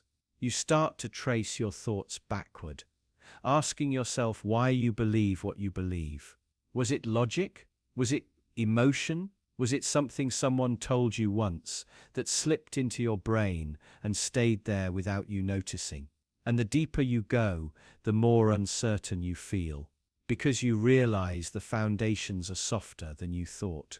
The structure you built your beliefs on, your education, your experiences, your culture, your memory, it all wobbles under pressure. There's a kind of quiet despair in that. Not loud, not dramatic, just a slow creeping awareness that your mind may never be trustworthy, that your clarity might always be partial, that even when you're doing your best, you're probably still missing something important. You don't stop learning. You can't. But now the learning comes with a cost. Every insight adds weight. Every answer reveals more uncertainty. You begin to see knowledge not as a ladder you climb, but as a maze with no exit. Every door opens to another hallway. Every truth has a shadow. And eventually you begin to wonder, is this what wisdom is? Not knowing more, but trusting yourself less. You don't feel wise, you feel cautious, worn down, like someone who's touched too many hot stoves. You've learned not to be sure, not to leap, not to claim too much. And maybe that's right. Maybe that's what it means to be truly thoughtful, to live without certainty, to see the complexity and not run from it, to accept that confidence may never come back, not in the way it used to, but that realization doesn't comfort you. It haunts you, quietly. Every time you open your mouth, every time you try to choose, every time someone asks you what you believe, and all you can offer is a long pause, a slight frown, and a voice that's softer than it used to be. Have you ever had a moment that felt impossible to explain, so specific, so perfectly timed, it almost felt like the universe was trying to tell you something? A person you hadn't spoken to in years calls you the exact moment you think of them. You stumble on a book that answers a question you didn't know how to ask. You walk a different route one day and end up avoiding an accident. It doesn't feel random. It doesn't feel like chance. But if it isn't coincidence, what is it? Maybe it's nothing. That's what logic says. That in a world of billions, patterns will emerge by accident. That if you flip a coin enough times, eventually you'll get 10 heads in a row. That if you stare long enough at static, your brain will invent shapes, faces, meaning. But something about that explanation feels unsatisfying. It makes you uneasy. Not because it's wrong, but because of what it implies, that your deepest moments of clarity might mean nothing at all, that the things that feel important, personal and fated might just be noise, mistaken for signal. So you try to let it go. You tell yourself it's just your brain playing tricks. You move on, but it keeps happening. Small things, a repeated number.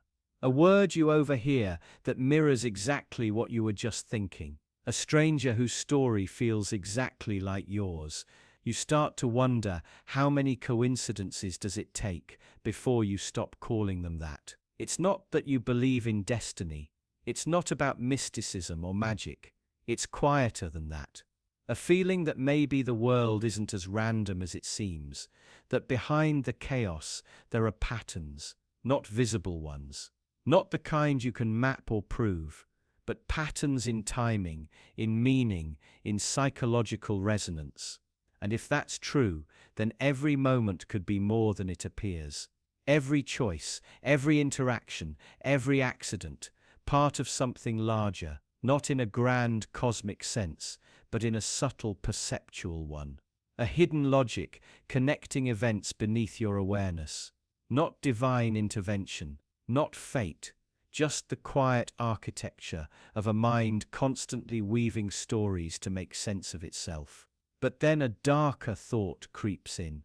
If there are no coincidences, does that mean there's no such thing as randomness? That everything you experience, every painful event, every loss was always going to happen? That nothing is spontaneous, no matter how accidental it seems? You begin to retrace things. That job you didn't get, that person you met by chance, that decision you made without knowing why. You see how one led to another, how every step only makes sense in hindsight. But the connections feel too clean, too precise, like your life isn't a series of choices, but a path you've been walking without seeing it. And suddenly, free will starts to feel like an illusion. Not because someone else is controlling you, but because your brain is. Because your thoughts, your beliefs, your desires are all shaped by things you can't see, can't trace. Patterns you didn't know were there, influencing every move you make. You try to resist that idea. You tell yourself you're in control, but you start noticing how often your thoughts aren't yours. How easily your mind jumps to conclusions, how it avoids discomfort, how it finds meaning even where none exists. You realize your brain doesn't wait for truth. It rushes to coherence, to narrative, to safety. And then you remember something else, the way you justify things after the fact. The way you rewrite your own story to make it make sense. You remember a time when something went horribly wrong, but later you said it was meant to be. Not because you believed it, but because the alternative, that it was meaningless, was too unbearable. So maybe that's what pattern recognition really is. Not a discovery, but a defense. A way to impose order on a life you secretly fear might be chaotic. Maybe coincidences feel special because they allow you to pretend your story has structure. That you're not just reacting, adapting, improvising, but following some hidden thread. But if that's true, if all the patterns are invented, what does that say about you? About your sense of meaning? About your ability to trust your own mind? Or maybe it's worse. Maybe the patterns aren't invented. Maybe they're real, but you're just not smart enough to see them clearly. Maybe the universe does make sense, but not in any way you're capable of understanding. And all your failed explanations, your mystical feelings, your vague sense of connection are just symptoms of how far beneath the truth you really are. That's the most disturbing possibility of all. Not that nothing matters, not that everything is random, but that everything is connected, and you'll never be able to comprehend how. You'll keep seeing glimpses, fleeting moments where it all lines up, a name, a number, a phrase, but you won't be able to grasp the whole. You'll keep chasing the feeling, trying to read the unread pattern, but the more you look, the less you see. The more you explain, the further the truth slips away. And you start to realize the coincidences never stopped, you just stopped noticing them. Or maybe they stopped needing you to notice. Maybe the pattern is still there, quiet, patient, waiting for something you'll never understand. Because the most unsettling thought isn't that life is random, it's that it isn't. And you're just not part of the pattern that knows why. What if the game only ends when you lose? Not when you win, not when you finish, only when everything is gone. You might think you'd never play a game like that. But what if you already are, not by choice, but by design? From the moment you begin, you're told you can win. You're told that effort leads to progress, that progress leads to achievement, and that achievement means meaning. So you try, you invest, you compete, you sacrifice. And for a while it feels like it's working. You gather resources, relationships, status, a sense of control. You tell yourself it's building towards something worth reaching. You push harder, you endure. You give more of yourself than you intended to. because quitting would mean failure, losing, and no one wants to lose. But slowly something changes. The game shifts, subtly.